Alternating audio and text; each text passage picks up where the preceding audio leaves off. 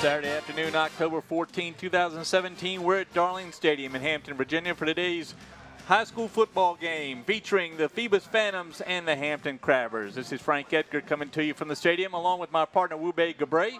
We got the annual Hampton Phoebus matchup. Wube, we've been waiting for this all season long. Two 6-0 teams. It's the game of the year. I think everybody's been waiting for this game, Frank. And both teams come in undefeated. You know, last year Hampton won 44-0. It was a definite surprise by many. But I think this year's game will be a lot closer. As you can see on the screen, the Marine Corps is here. This is designated as one of over 100 feature games in the nationwide 2017 American Rivalry Series presented by the United States Marines. This game is selected based on history, tradition, great football, and awesome fans. And we've got those here today on a drizzly Saturday afternoon at Darling. The field looks pretty good for the conditions. We've had rain a couple of days. We had a game here last night, but the field in pretty good shape. And I think I don't think we'll see it affect one team over the other. What do you think? All things considered, Frank, it's been raining most of the day, off and on drizzle, and yesterday it rained a lot too. And as you said, you know, Bethel played Woodside last night for their homecoming. They chopped up the field a little bit more. So, but I don't think, like you alluded to, Frank, I don't think the field conditions will make much of a difference. Both teams are going to do what they do, and not let the field affect them. Well, we've got, you know, we expect superb football out of these two teams, and I'm sure we'll get it tonight. Both teams coming in 6-0, both winning games by large margins. Hampton has allowed 38 points on defense. Phoebus 36 so far through 6 games. So Phoebus has won the toss. Very evenly scoring here between the two teams. We've seen Phoebus has won the toss, and the referee is going to get the Marine Corps to help the players find the right end of the field. Ladies and gentlemen, the Phoebus Phantoms won the toss and deferred the option. Good to have the Marine Corps here for this round. Hampton will receive on this end. Here at Hampton. Great atmosphere. I love it. It really is. We got the big giant football inflatable at the end. The official crew, a veteran crew tonight, or this afternoon. I got to practice saying that, Wube. It's our first day game, and I love doing these games on Saturday afternoon. The crowd seems to love it too. They're starting to get in here. There's your officials tonight. The referee David Gear, Bernard Banks, the umpire, the head linesman Donnie Young, Ed Wazinski at line judge, the side judge Skip Perry, the field judge Ivy Allen, Tony Brown is the back judge, and on our clock tonight, Herman Drone. Glad to have Herman back. The drone man's back. Well, as I said, these two teams come off some pretty big wins. Phoebus beating Bethel last week 27-3. Hampton beating Menchville 41-0. The two teams have played a slightly different group of teams so far. Few crossovers. Both teams have beaten Warwick High School. Both teams have beaten Heritage High School. Both teams have beaten Denby High School. There's our big football down there. So we've got the two best teams in the Peninsula District this year. Phoebus comes in number 2 in 3A of the many divisions in Virginia football of the 6. Phoebus number 2 at 6-0. Hampton number 1 in 5A.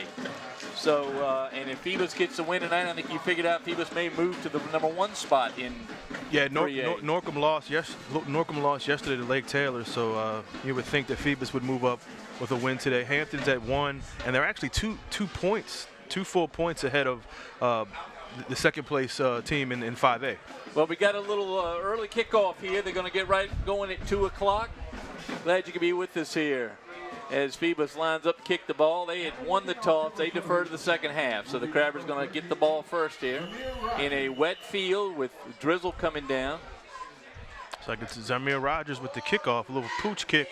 Majette from Hampton, the linebacker, puts it in his mitts, but he slips it around the 35. Well, so much for the field not being involved in the game as Majette goes down trying to take a cut. We'll see how it affects the running backs and the receivers here, and in particular the defensive backs. Cam Stevenson brings his Crabbers out. The 5'7" quarterback has behind a huge line of Coleman, Martin, Barrow, Folks, and Kemp Copeland, and of course Jaquarius Bellamy at 1 wide receiver. We got Gaskins not getting the start tonight for the Crabbers. Yeah, Gaskins won't start. He has a dislocated shoulder. Coach Smith said he really wanted to play in his last rivalry game against Phoebus, but he's going to sit him out. Shotgun formation for Stevenson. A pitch over to Highsmith. Highsmith gets the pitch and gets about 5. He fumbles, picked up by Hampton. Looks like number 9 Gunn hopped on that one. That's the junior Elijah Highsmith, number 15. The running back with the most yards for the Crabbers this season. So, Here's the defensive lineup. You see Purdy, Gilliam, Cooper, Slade up front, Edwards and Wilson. And then DeQuandre Edwards on one corner, Bryant Smith, Baldwin, and Damian Charity as the safety. A strong defense. Again, each team giving up just Phoebus 6 points a game, Hampton 6.3 3 points per game so far this year. So Cam Stevenson with a 2nd and 5. They gave them 5 yards on that first carry by Highsmith. Back to Highsmith is Bryant gets in the backfield and knocks Highsmith back. Good hit by Bryant. I've talked to Coach Jeremy Blunt before the game, and that's one guy he called out. Darrell Bryant, 5'11 senior, 194-pounder, very quick to the ball that time. Yeah, they moved him to safety. He played linebacker, outside linebacker last year. Now he's a strong safety for Phoebus on that defense, a senior. As they lost a lot of great players in that backfield. I think you asked Coach Blunt a couple weeks ago about that, losing Gregory to Norfolk State. Who played in the playoff game with what, one leg? Yeah, one arm against Blacksburg. That's right, one arm. So it's 3rd and 5, no gain on that play. 3rd and 5 for Hampton. Stevenson in the shotgun, Highsmith back behind him, Bellamy near side. Stevenson back to pass, he's pressured by Purdy. He's gonna have some room, he has a chance to get the first down. He does, he lowers his shoulder and gets a first down as Phoebus is trying to bring him down. They're still trying to bring him down. Kind of a late whistle there by the official. DeQuandre Edwards laying the wood on Stevenson there while he was kind of crawling forward, but he picks up 7 yards and a first down for the Crabbers. This is what this rivalry is all about, intensity. As you see Stevenson here, Purdy had a chance at him, but slowed up as he lowers his shoulder. DeQuandre Edwards got a chance to knock him down, but he kept moving. Stevenson's a tough guy for 5'7". Head coach Mike Smith sends his quarterback, Cam Stevenson, in with the play, as he is wont to do on every play here. The quarterback or another player will run over the sideline to get the play from Coach Smith in his 47th year with the Crabbers. We talked about Gaskins not playing. Gunn, the young sophomore, gets in for his place as a Highsmith gets another handoff, and he's stopped again by that Phoebus defense. Actually behind the line there, that's again Edwards in. Yeah, the referee's going to have to get control of this one. A lot of excitement on both clubs. Phoebus, as Jeremy Blunt seemed very upbeat come into tonight. They've lost 2 straight games to the Crabbers over the past 2 seasons. They'd like to get a win here. Last year they were beaten pretty good, 44-0 by the Daz Newsome. Yeah, that was the Daz Newsome show last year. Well, last year Phoebus had trouble with teams with all-stars because Bethel gave them a fit last year. Wusu, right? Jeremiah Wusu. Was at Notre Dame now. Redshirting. So you'll see 4 years of Jeremiah, and he's a terrific athlete. Great kid. Loss of 1 on the play. Stevenson stays in shotgun, goes back to pass. It's going to be incomplete, almost intercepted by Charity.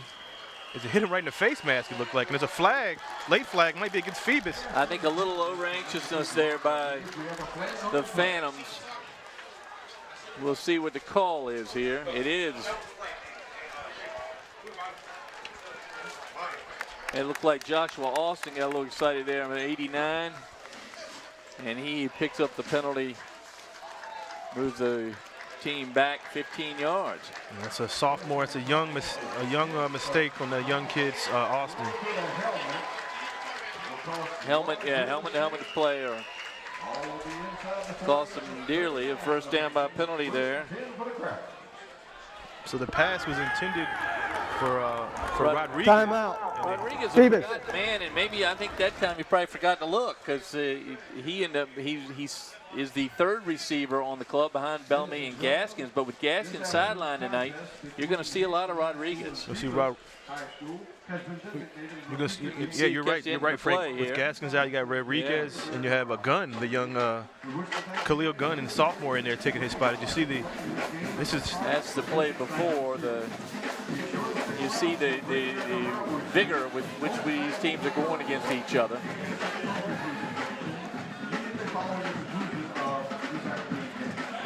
So the rivalry, Frank, I guess is still around. This Hampton Phoebus rivalry has been going around for a while. I talked to Coach Smith about rivalries, and he's been around when Bethel was their rival, when Kickinton was their rival. Now it's Phoebus. Of course, Coach Kaz and Kickinton early in the 90s when Ronald Curry was around, there was a rivalry with them, and now Phoebus has been a rivalry for at least a decade now. A little bit Mike Smith remembers the rivalry with Newport News High School, so 47th year. Yeah, he doesn't forget much. 480 wins.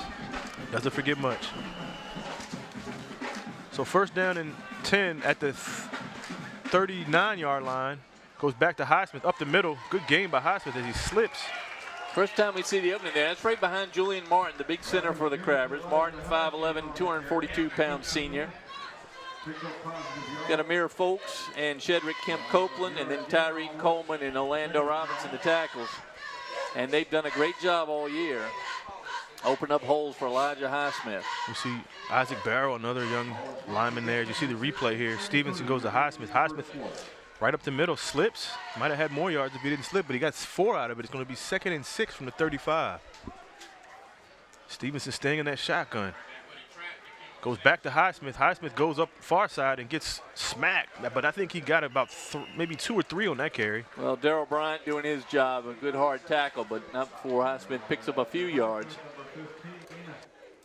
It's going to be 3rd and about 3 for the Crabbers. 2 first downs already on this drive, 1 rushing, 1 by penalty. Exciting afternoon of football here. Crowd still trickling in. Rain still trickling down. Wind still blowing in and blowing the rain in, but a lot of umbrellas in the stands now. Decent crowd though, considering the weather. And first good Saturday afternoon game we have. Of course, 2 6-0 teams. So it's 3rd and 3 from the 33. Stevenson staying in the shotgun. Jernigan in motion. Pitch to Highsmith. He's going to be close. Phoebus was there. Looks like he's going to be. Got a good spot on this side. Going to be just short. We're going to look at the measurement. Side. They gave him the first down, it looks like. It looks like, yep, just a good spot. So over the 30-yard line, down to the 29, 1st and 10. So Hampton doing what they call the RPO, Frank, run pass option, as they keep Stevenson in the shotgun. Hey, Jernigan is a fullback. And a good pitch right there. We're going to see a lot of Highsmith tonight with Hampton with dealing with a lot of injuries. Dale Butler, another player that won't play. He has a knee injury, so he's out. Jernigan in motion. This time Stevenson gets the carry, goes up the middle again, right behind Martin, Frank. Yep, and good opening there, dragged down by the Phantoms number 28, Dominic Edwards. Edwards, 5'9", 215-pounder. Get a good look at Cam Stevenson, who Coach Smith said he grew 2 inches and now he's 5'7". Yes. He's a short young man, but he has a tough heart. He can play. He can throw a ball. He's got a receiver, number 10, Jaquarius Bellamy, I think the fastest kid in the league this year. Very impressive game the last time we were on air. Well, look for number 10. He's lined up close to the right side this time. Kind of a tight end spot. So Stevenson got 3 on that carry. He's going to go back to pass. He has gun open, but he's going to elect to take it. And Stevenson still on his feet, moving around. Good move by Stevenson. He's going to get a first down for Hampton. Great run, all Cam Stevenson that time, as Bellamy got hit twice going through the middle. They were clearly looking to Jaquarius Bellamy up the middle. He's bumped twice by the linebackers. And we got a Phantom down here. Again, I hope we don't see any injuries caused by this field. The crew here has done a good job, but it has rained steady all morning. A light rain, but a steady rain, and it's made this field much wetter than I think anybody anticipated. Looks like that's Purdy that's down. Purdy's an interesting character. Juan Purdy is 6 foot, 185-pound defensive lineman. Very effective with the lighter weight. He often faces 270-pound tackles, but his quickness allows him to survive. Hopefully this time it's just some sort of cramp. Yeah, but like you said, Frank, we hope that the field conditions don't affect any injuries or have any bearing on any kid getting hurt, and he's up, and that's a good sign. Limping a little bit, but I can imagine he'll do his best to get back in this big game. So first down there for the Crabbers, 4 on the drive. As you see, the Great American Rivalry Series banners all over the field here at Darling Stadium. That's a great series. We enjoy them. We actually get MVP ballots. We were instructed to fill out our MVP ballot. Member of the winning team will be named the MVP, which is quite a resume addition. There we go. See that ballot there. So 1st and 10 for the Crabbers. At the 16, Stevenson's been staying in the shotgun most of the night and most of the year here. Got 5 receivers out. And Stevenson on the quarterback sneak. Looked like a quarterback draw. Phoebus all on it. Well, who drew up the sneak? Didn't work. Got a couple yards. again, it keeps those linebackers close to home, and hopefully they're hoping to get Rodriguez and Bellamy, Gunn behind those defenders.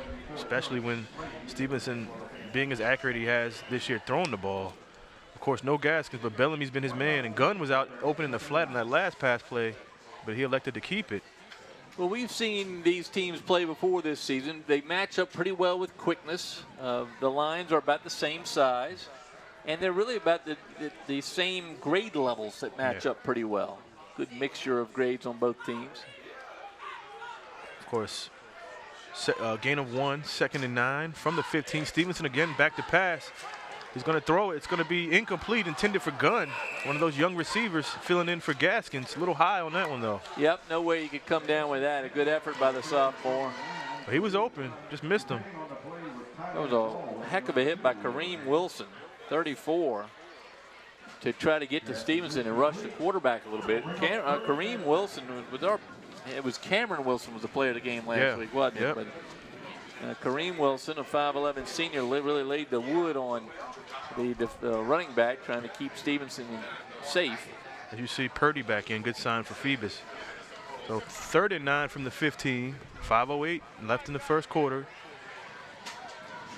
In this rivalry game here in Hampton at Darling Stadium, Stevenson back to pass, all the time in the world. Nobody's open, he's gonna take off. He has Edwards, he goes around Edwards, and Stevenson gets in for the touchdown. Touchdown Hampton. And credit that was number 70. Was that Isaac Barrow out there on the offensive line? 6'4", 246. Look for number 71 for the Crabbers that had the block on the corner. Yep, you see Barrow out here, number 71. That was one whale of a block. If you want to see that on the replay. So Barrow in the game for the Crabbers on offense. Here's the replay here. Stevenson calling out. Might have called an audible. No, I think he was trying to throw the ball. Just watch the block on the right side. Coleman's got his, but right there. Oh, yeah, good block. And then Edwards had a chance and just stuck his arm out. And as you see, Stevenson tiptoes in the end zone. They're going to go for 2. Well, that's a surprise. Hampton, I don't believe, tried to kick an extra point in the 2 games we've seen them play. They have 2 kickers, but Smith elects to go for 2. This time Stevenson under center. Jernigan and Highsmith in the backfield. Stevenson looks over at the sideline.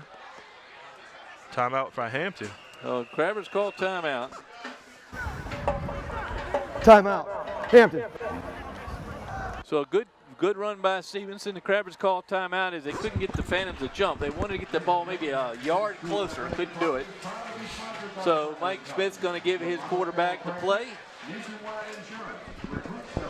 for this 2-point conversion. He's had several of them, been very successful all year.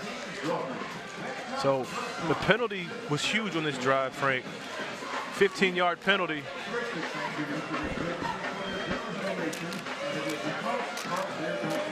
Well, the penalty was huge. The penalty, that's a 15-yarder there on that drive, plus 4 rushing touchdowns. 2 pass attempts. 4 rushing first downs, excuse me. So like we said, Hampton's going to still do what they do. They're going to still try to throw the ball regardless of the field conditions.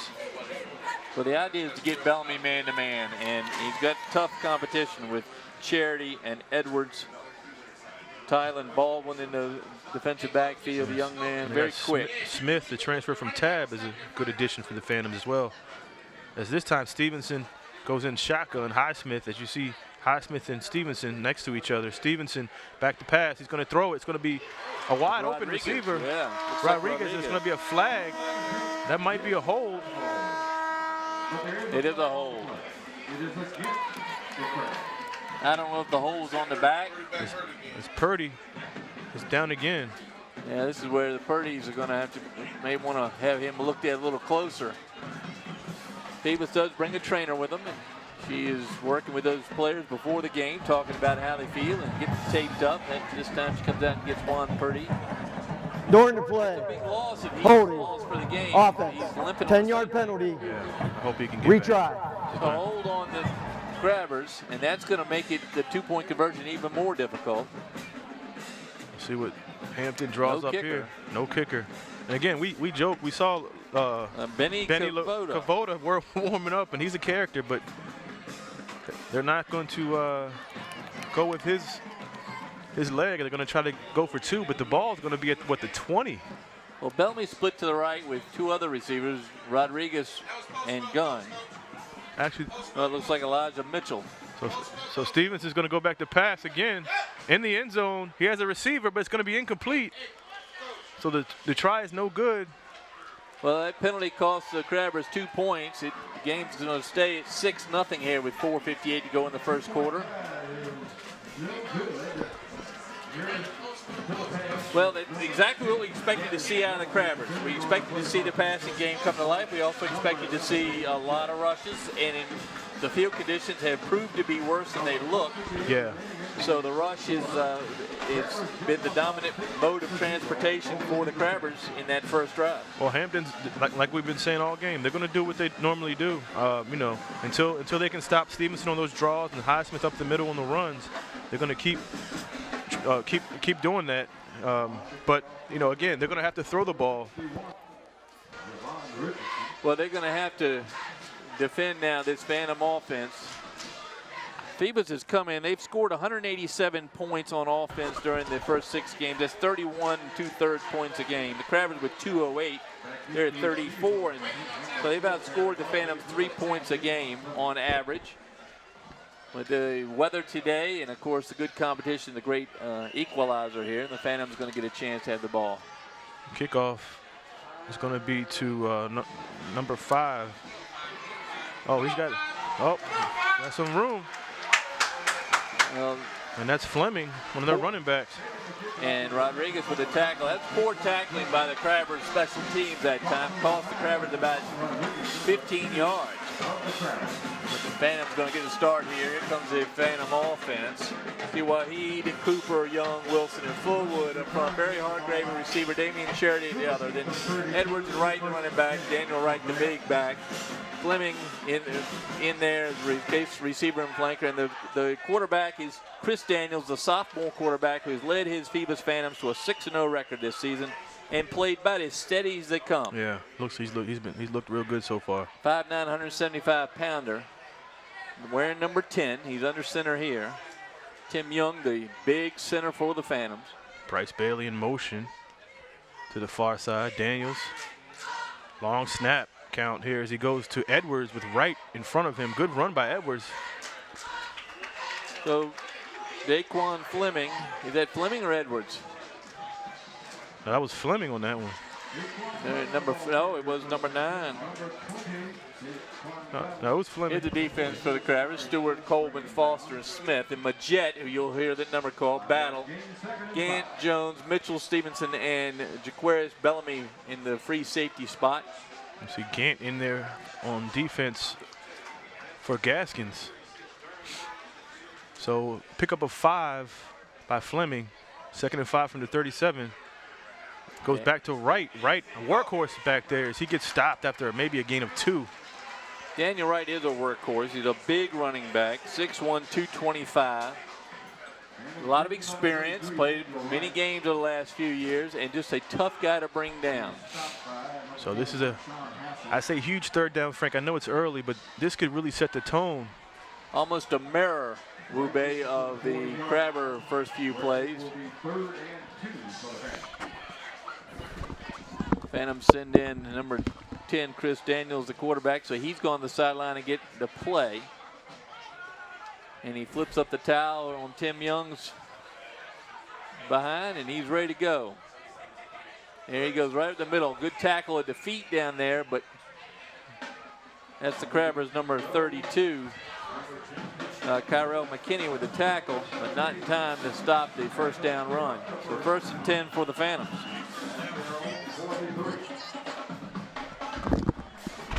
They up to their 43-yard line.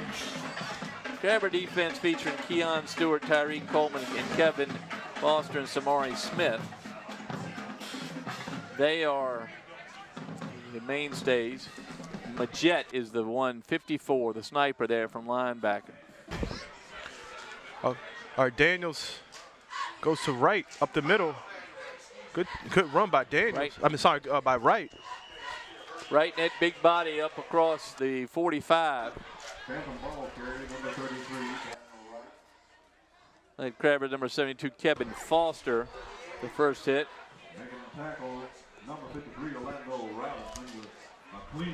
So about a 5-yard pickup for the big man. Second down and 5 for the Phantoms. It's almost like they moved into a fullback this year, Frank. I mean, last Well, year he he's played. built like one. Yeah. Fullback always been a very important position for Phoebus, but not in Jeremy Blunt's offense. It was for years for Bill D and for Stanley Sexton, very important. So pick up a 5 by Wright, 2nd and 5 from the 48. All run so far for Phoebus. And why not? Go back to Fleming up the middle. And he's close to another first down for Phoebus. Daquan Fleming, the 5'10 senior. Doesn't quite have it according to this side judge, but the other one says it comes up some. So they can have a discussion here, the two line judges. Far side line judge has the first down, I believe. Near side says no. They're going to leave the ball where it is. I do not think they have the first down. They're going to measure now. If the lines are level, he doesn't have it because the ball has got its tail end on the 48, and the first down sticks at the 47. I think it's going to be 3rd and short, but they're going to measure them. So another 3rd down play for Phoebus if he is short. Crowd still coming in here at Darling Stadium on a wet afternoon. Very pleasant temperature-wise, Yeah. probably in the mid to low 70s. Feels good out here. And he's going to be short, maybe a yard, Frank. Almost close to a yard short. Yeah, that's about right. Just looking at the hash marks, which thanks to the ground crew here, Yeah. we can still see. Done a great after job. last night's game. A lot of grass getting chewed up. These are the worst, really, weather conditions for a field and a field crew, most challenging for a field crew because the rain has been a steady drizzle all day. And it is hard to keep this grass, which has looked good all season long, keep it intact. You got Tim Young up there, Yeah, big digging guy. a trench by himself, 6'4", 300-pound center, who's just a wonderful part of that offensive line. Goes back to Wright. Wright gets it. Tiptoes, slides through the line and gets a first down for Phoebus. Yeah, Daquan battle at the feet of Daniel Wright that time, number 20 for the Crabbers on the stop. First down for the Phantoms. You see Wright lowering his shoulder. 2 rushing first downs for the Phantoms here on this drive.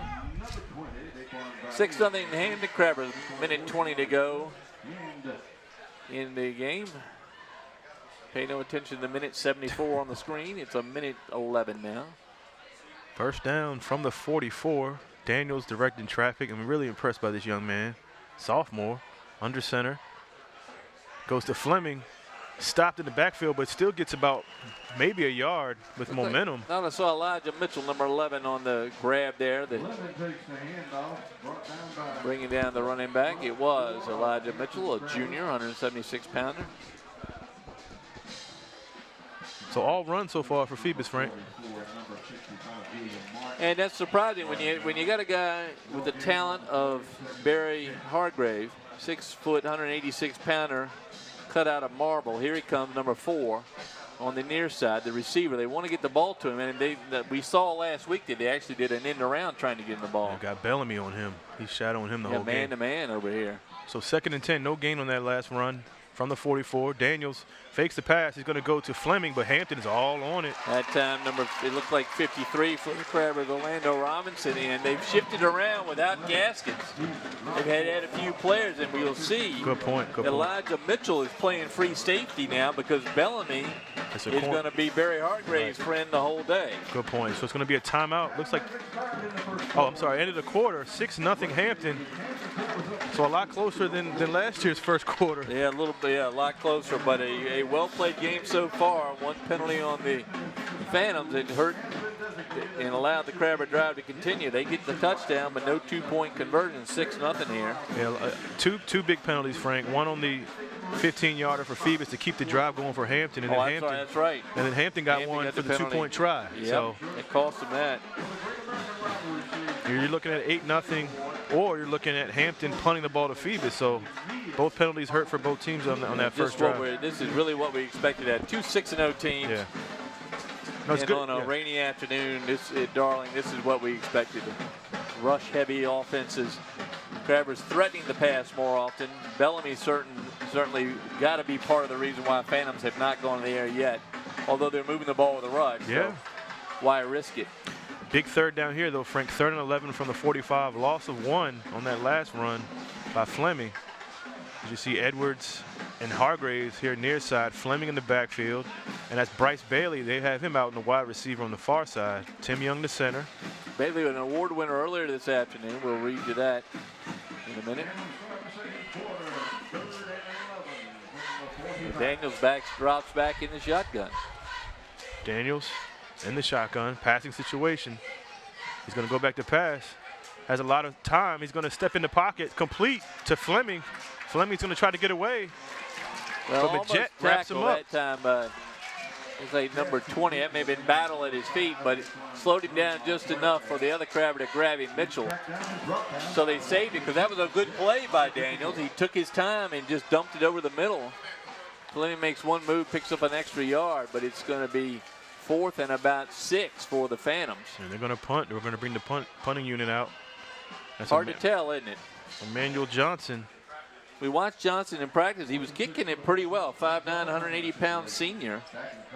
And Cam Stevenson, the quarterback, back to receive the punt. He's at around the 10-yard line. There you get a good look at Cam. And a penalty on the play. Looks like it's going to be on the Phantoms. Maybe too much time. Legal substitution. 12 men on the field on the offense. 5-yard penalty. Oh, it's 4th down. well, that's the kind of that surprise play I'd ask Coach Blunt about, but a good one there. Can only have 11, so 5 yards cost. Shouldn't hurt the Phantoms too much. As again, the punter can still get it. He was practicing from just about the 45 in practice and punting them down to the 10 or the 5, so he still can put it behind the 20. Johnson, almost another block, just like last year's game. As Stevenson goes back, it takes a Phoebus bounce and it lands at about the 16-yard line. Kind almost of a Tiger Woods bounce there. It dug in. But good punt. Puts the Crabbers behind their own 20 at their 16. 1st and 10. So let's see what the Hampton offense can manufacture here. Let's see if they keep with the run game with Stevenson and Highsmith. Well, at the pace this game is going, if the Crabbers run the drive they did last time, we'll have 4 drives apiece in this game, and that'll do it here at this rivalry game.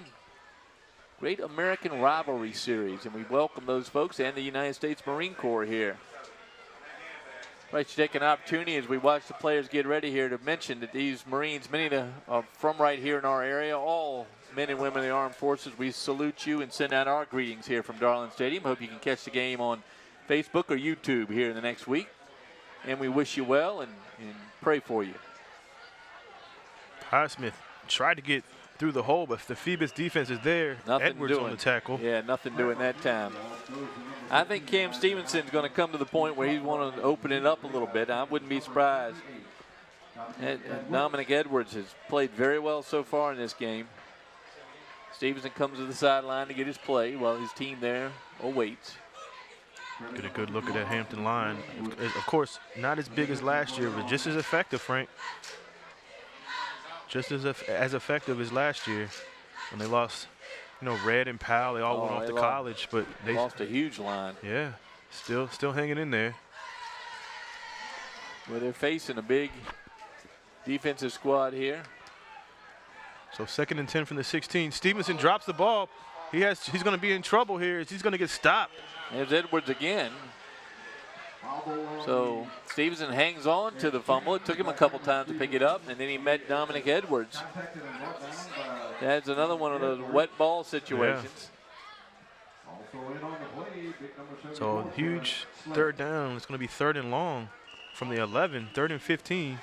Well, the rain seems to have ceased for just a minute here. Let's see if that gives Cam Stevenson a good opportunity. Oh, no, that's not a ball. That's just bumped right out of it by the running back. That wasn't a slippery ball. It was just mixed communication between Highsmith and Stevenson. And Stevenson goes on a rollout. Going to go back to pass. He's under pressure. He's going to keep it. And he's going to be tackled. A good block by Martin out in front of him. That's Austin who had the penalty earlier. Good way to make up for that one. As nobody was open downfield. So he picks up a few yards, but the Crabbers with 4th down are going to have to punt the ball. Or will they? Oh, yeah, they will. looked like Coach Smith was trying to make a decision there, but The center, Julian Martin, is the punter, 5'11", a measly 242 pounds. As he counts his players, and be sure he's got 11. Gives a thumbs up to the sideline. He's ready to go. you see Bailey and Hargraves deep for Phoebus. They're at about midfield. And the breeze may help him just a little bit going this way from the east end to the west end of the field. Kind of a northeast breeze. Decent snap, almost a block by Edwards. Takes a Hampton bounce. Bryce Bailey picks it up. He's going to go not going to get many yards after the pickup. Bailey, the 3-year letterman on the varsity football team and the award winner for the highest academic standing on his team. For Hampton, it's the lineman Tyreek Coleman, a 4-year varsity football player, 3 years as a starter and a captain. He earned the award. They were awarded before the game. Congratulations to Bryce Bailey and Tyreek Coleman. Awesome. I think Coleman's in the IB program. Illegal formation. Kicking team, 5-yard penalty. Replay 4. So they're going to do a re-kick, Frank, here. Well, I was going to say, I thought it was a pretty good field spot for the Phantoms, but they're going to make the Crabbers kick it again. And with these weather conditions. Almost got a block on that one.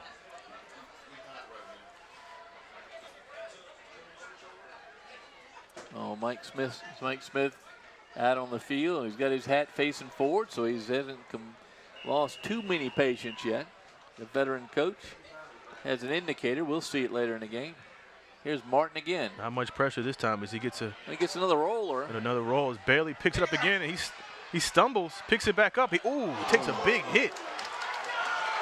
That was Hampton's number 40, Justin Gant, with that hit. Senior, 6 foot under 92. He laid the wood on Bailey. Yes, he did. But the Crabbers pick up about 10 yards on that punt, 15 yards, not much, giving the ball to the Phantoms on the Crabber 31. We get a good look at it. Bailey dropped it, picked it up. He saw something, and he nails him. So here come the Phantoms and their second drive of the game. As you see, Daniels, the young quarterback, under center. There's Hargraves in motion, yeah. Bellamy doesn't go with him. This could be trouble. Nobody's on Hargraves. Is it going to go to Fleming on a run?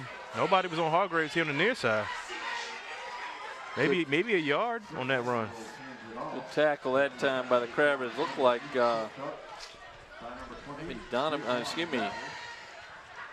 maybe Daquan Battle at his feet. The linebacker. Number 20. There he is there in your camera.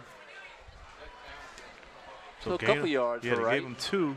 No audible there to recognize that Hargrave was by himself. He was. Now he's back on the far side with Bellamy right in front of him. So 2nd and 8. Hargraves again in motion. Phantom coaches probably saw that. Yeah, nobody over here covering him. Rodriguez was dropping deep. Uh-oh. He tried to throw it out. Daniels loses it, and he is going to be stopped. Maybe back to the line of scrimmage. Crabbers number 53, Orlando Robinson, with the tackle. Daniels so excited he had a chance to throw it out to the right side, and ball got out of his hand. Well, that's 9. 2 plays in a row that Hargraves looked like he was open. Well, he knows that Bellamy's not going with him, and I think the Phoebus Phantoms figured that out as well. Just stand on the far side. Did you get a good look at Coach Jeremy Blunt? 6 minutes and 50 seconds to go here in the second quarter, and this is the second drive for the Phantoms. They trail at 6-0. In a fast-moving ball game as the clock does not stop with the rushes. This time Daniels, on his 3rd and 9, goes in the shotgun. He has Wright behind him. Edwards goes in motion on the far side. Daniels back to pass. He's looking that way. Looking for Hargrave. And it's going to be incomplete. Had him open. He stopped his route, and the ball wasn't there, and then he saw it and started going forward again. That's Barry Hargrave. Good look at the junior. Good look. One of the finest receivers we've seen. In fact, we have, in my opinion, the best 2 receivers in the league this year with Jerquarius Bellamy. Arm may have been hit right there at the end, but Hargrave couldn't reach down. So 4th and 9 or 30. So they're going to go for it. No such thing as a field goal here for the Timeout. district this year. Well, We especially saw with the one. conditions. Who was it, Bethel that kicked the field goal? Yeah, last week? Larson. Yeah. And Ethan Larson. So, yeah, he's got 1 5th. It's the only one we've seen. So timeout called by the Phantoms as they're going to figure out what to do.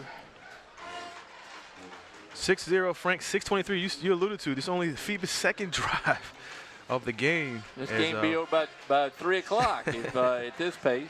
Good ball control so far for Hampton as they use a lot of clock on those 2 drives. They had the ball. We mentioned a lot of press here. We want to thank all the folks that come out and cover this game every year. Of course, our friend Matt Hatfield, what a terrific show he does on the radio. We enjoy listening to that. And his star today was Kate Yanchulis, the talented young writer over the Daily Press. She's got the veteran with her today, Lynn Burke, here Yeah, watching the ball Lynn. game. I talked to Lynn earlier. We always enjoy spending time with Lynn Burke. And we have several other folks here. Andy Hilton here from the South Side. It's at 757 something. Recruit 757. Recruit 757 does a nice job. Comes out. The sports wrap, as you see a picture right there of the big football. Yep. And another member of the press. Somebody Thank from the goodness sports one wrap. that's not Nathan, in the booth. Nathan today. Epstein from Wavy. As Daniels goes into shotgun on the 4th down, he's looking to pass. He has some room, and it's going to be incomplete.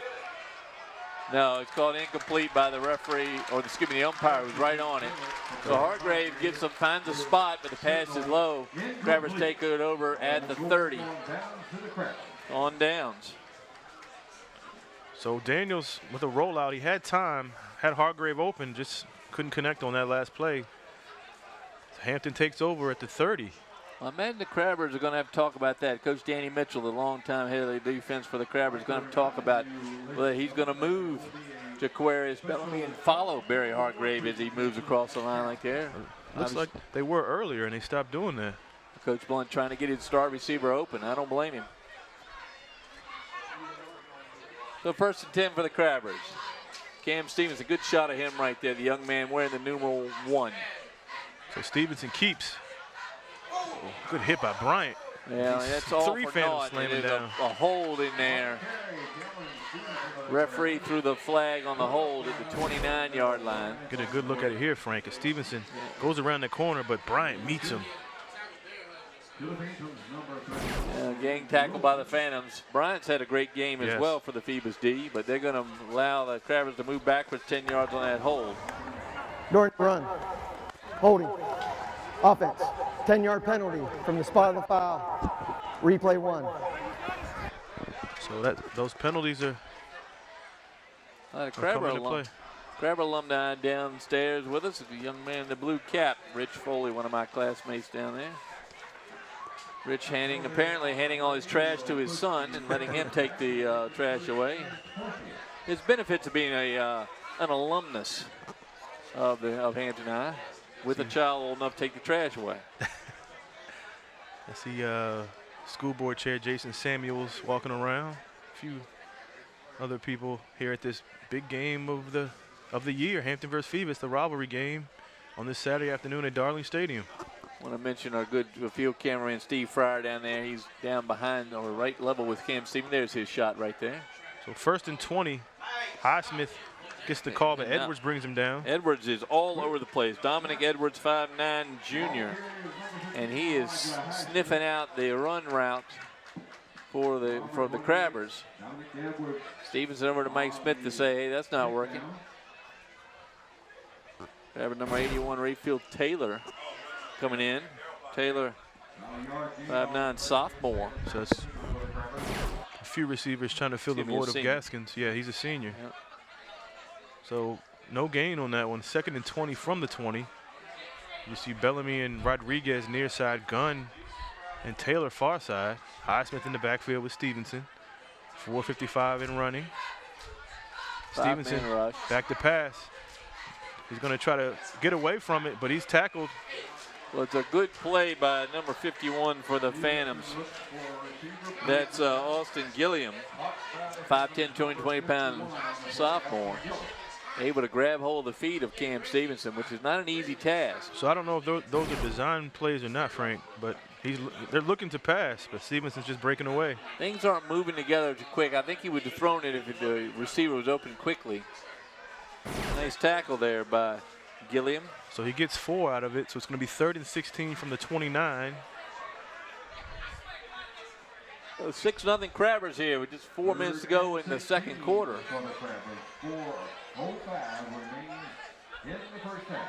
So shotgun once again for Hampton. As Bellamy in the slot now. They're moving him around. Back to pass to Stevenson.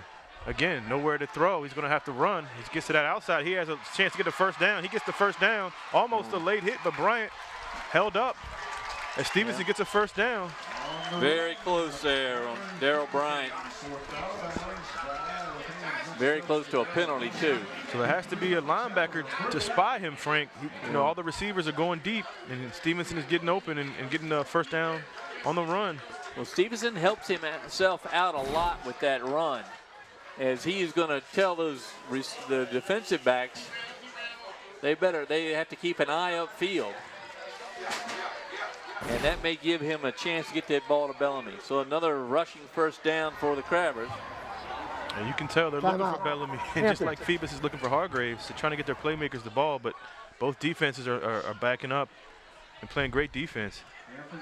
Speaking of playing great, we got a great crew with us today. Of course, Andy Foley, our captain, Renee Camden, Matt Buckwalter. Krista Campbell moved upstairs and running a camera today. Randy Begoli doing our sound. Nathaniel Braxton on the other side of the press box with the camera. Steve Fryer on the field, and of course, the talented Herman Drone back on the clock. Thank goodness. Well, Matt got a promotion today. He's co-graphics. Co-graphics. My nephew, Matt Buckwalter, gets the. He's full. Hey, he got promoted again. Now he's full-fledged graphics I guy. think the truck just told us he's overthrown Andy Foley, and Buckwalter now running the show. 3:47 to go here in Darling Stadium on a rainy Saturday afternoon. Great staff that we have. We're very lucky. Very fortunate. Yep.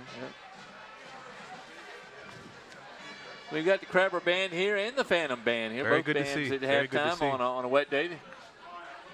Crabbers look good today in those red raincoats that they wore. Very sharply dressed. It's a good look. They decided to go without the raincoats for the halftime performance.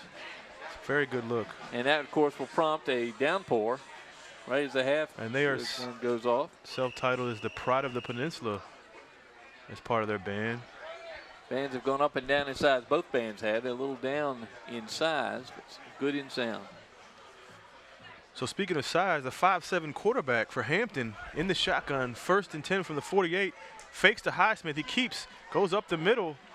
That play just too slow to develop. Yeah. The blockers can't hold their blocks but so long.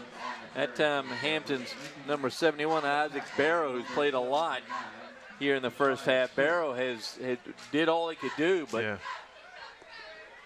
Well, Stevenson a little late getting there. And Stevenson lost a yard on that one. Good look at Thailand Baldwin, the 6'1" sophomore for the Phantom, number 2. Phoebus always seems to find Good corners. Yeah, right? good corners, and good defensive back. linebackers. Well, face it, these two teams have been able to find the best players That's right. each and every year. You've been a good look at Coach Smith. Hat still forward. As Is Coach Sexton over there? Who's that over there? Yeah, they're going to honor the 2001 Timeout. state championship Hampton. team at halftime, Frank. So a lot of former Phantoms are great. here at the game. Of Jeremy course, Blunt played on Jeremy that Blunt team. did. So did our Xavier guest last week, Xavier Debe. Anthony Robinson. Anthony Robinson's here. Can't get rid of him. Talked to him this week. Glad to have him aboard last week in our broadcast. Always great to hear from Rob. Brings good perspective on the Phoebus football program. So timeout called here as the team's winding down the clock. 2:56 to go in the second quarter. 6-0 Hampton. So we got what we wanted, Frank, a close game.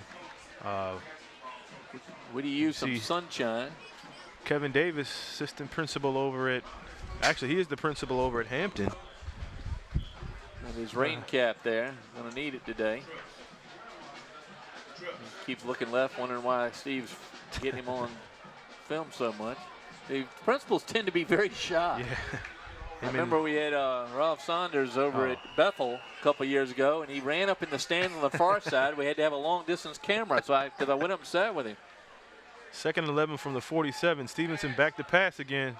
Plenty He's of going to time. go deep. It's going to be Bad pass. a bad pass, and Bellamy slips, and that's going to be out of bounds. Slipped out of his hand. That's just bad passing. It'll be a penalty on the Crabbers to boot. Far side official line judge has got a Maybe flag false down. start. Maybe you see the AD of Hampton, Mike Phoebus. Well, you see the assignments over here. Tylen Baldwin giving them one receiver. He's going to match up, I think, with Rodriguez, his matching number. And then number 11, Damian Charity. He had the duty that time on Bellamy. During the play. Ball came out kind of a Holding. duck. Offense. Holding 10-yard call on penalty Crabbers. from the spot of the Crabbers foul. now. They're starting to Third rack up a down. few penalty yards. 30 yards and penalties now on Hampton. And that kills any momentum they have here in this drive. They now have 2nd and about 25. You see they had a double team on Bellamy on this near side down here.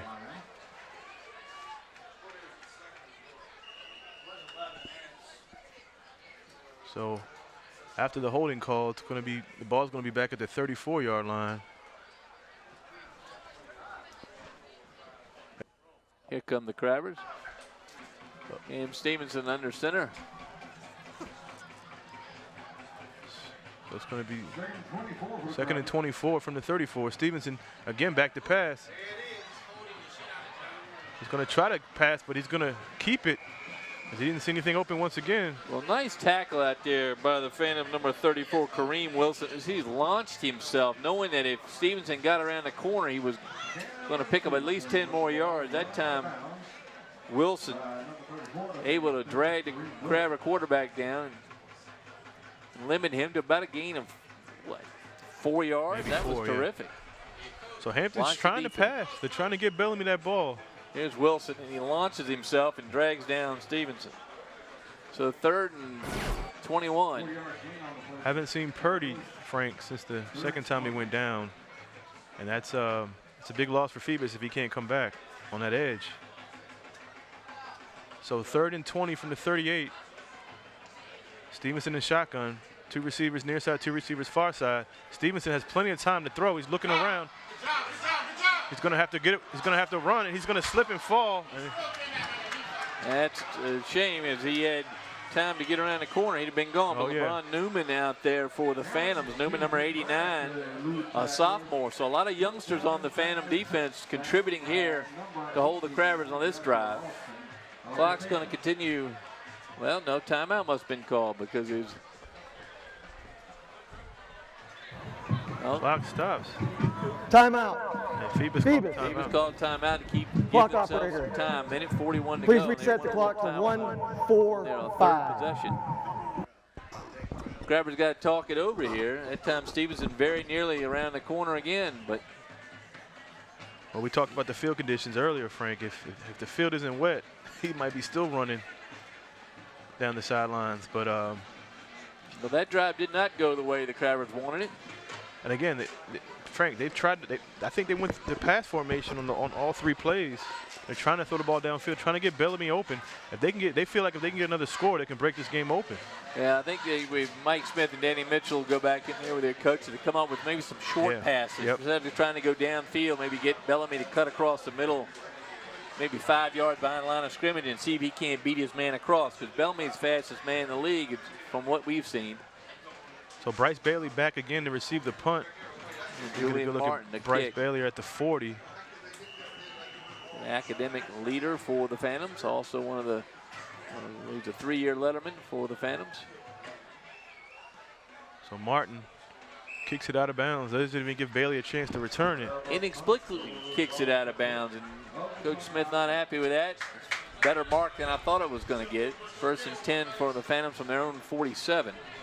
So 1:40 left, Frank, in And the there's nothing half. Jeremy Blunt wants to do more than try to tie this ball game. Yeah. Just no costly turnovers. They got to make sure they don't give the ball up here. Only down 6-0. The Hampton cheerleaders wearing their Tackle Cancer T-shirts with the pink today, as we try to raise cancer awareness and stimulate giving by the wearing of the pink by some of the players and cheerleaders. Right. So you see Daniels, the young sophomore quarterback, in the shotgun. Fleming behind him. Bryce Bailey near side. Edwards and Hargraves far side. He fakes the handoff. He's going to throw to Edwards. Good play by Edwards as he gets close to a first down and lunges for a first down. And at the flag, it looks like it's going to be on the Phantoms here. It's going to be a hold, I believe. So a good throw by Daniels, trying to find Edwards. Again, they're going that short pass, trying to find anybody open. Yeah. But I think the penalty is going to be on the Phantoms. The flag was tossed by the line judge. I don't think the players even back saw the towards flag. the 46. Yeah. Officials gathering. So false start on Phoebus. It's going to come back 5. Kind of a late flag. Yeah. Play was underway. Illegal formation. Legal Offense. formation. 5-yard penalty. Replay 1. So they're going to replay the first down, but take the Phantoms back 5, back to about their 42. With a minute 32 as the clock stops for the penalty. This is the most stoppage we've seen in the last few, or last 30 seconds. That's right. You see the replay here. Yeah, we got ready to go here. It's a good pass. Went short. Yeah, not a pass of beauty, but it went a day today with a wet football. So 1st and 15 from the 42 after the penalty. Daniels in the shotgun, back to pass, has some pressure, has an open lane. It's going to be almost intercepted. Too high for Bailey. I got to wonder what Rodriguez is thinking on that one. Rodriguez, I know that Mitchell coming up, who's been stuck in the free safety position. He tried to make a play, didn't have, but Rodriguez should have seen that the whole way. He was behind the receiver covering his zone. Oh, if he catches that, it's all green light down the sideline. So incomplete, 2nd and 15 from the 42, and that stops the clock, Frank. Daniel's going to have to look off his defenders. He's backing up and looking right at the guy he's going to throw it to. He's going to need to at least fake to Hargrave because they're watching him tight out on the far side with Bellamy right in front of him. Daniels in the shotgun. Goes to Fleming on a draw. Nice block. That's that running back drawn downfield in the wake of Tim Young as he took on a blocker and just pushed, allowing his running back to come in the vacuum created behind him. The big man, number 78 there for the Phantoms. What a lineman he is. Getting a lot of looks, I'm told. For college, is 6'4", 300 pounds, and pretty fleet of foot for a man his size. Has about 3 or 4 offers. Howard, Hampton, and Morgan State, just to name a few.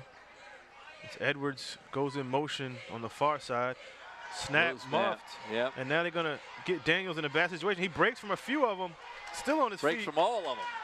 Took 9 men to bring him down that time. He got it back to the original line of scrimmage. Good play by the sophomore quarterback. So that's going to be probably the last play of the half. You see the replays. Edwards Fleming looked like he wanted to get the ball. 3, 4, 4, 5. 5. Yeah, finally grabbing number 44, Samari Smith, is able to hang on and bring him down. There's Jeremy Blunt, the white top for the Phantoms. That's going to do it for the first half. That running play and scramble took a few seconds off the clock. 6-0 Hampton here as we go to halftime. We're going to see the Hampton band, and we got a special presentation for you during the halftime. Stay with us. Back in just a minute. Hampton 6-0. Fans, we have a very special award this afternoon. The Great American Rivalry Series and the United States Marine Corps are announcing their 14th annual Hall of Fame inductees here at the National Working People's High School campus. These awards are designed to recognize players from our past who participated in this historic rivalry.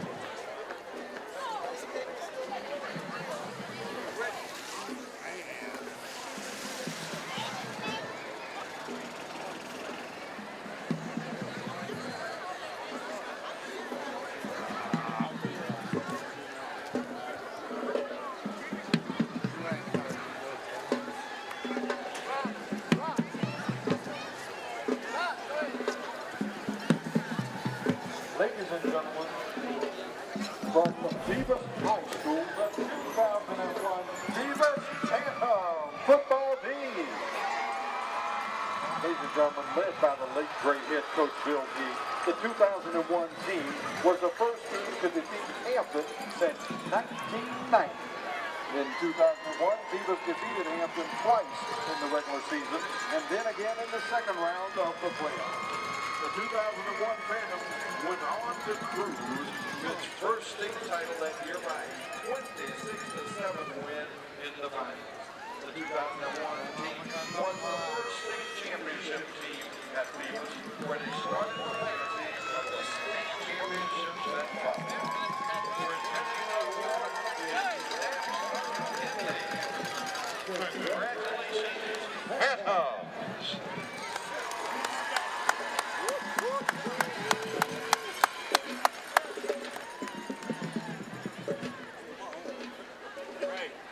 And now from Hampton High School, Tim Richardson. Tim played in the rivalry game from 2002 to 2006 as a defensive end and offensive guard, while earning the 2005 All-State Offensive and Defensive Guard Award. In 2005, Tim and the Crabbers defeated the Phantoms 29-7, leading them to a state championship. Tim continued his career at Virginia Tech as a middle linebacker and helped the team win 2 Atlantic Coast Conference championships and 3 BCS bowl games. Accepting the award today is his mother, Tracy Richardson. Presenting the award is Staff Sergeant Rose. Congratulations, Tim. And now, ladies and gentlemen, let's give a big round of applause for the latest inductees into the Great American Rivalry Series Hall of Fame.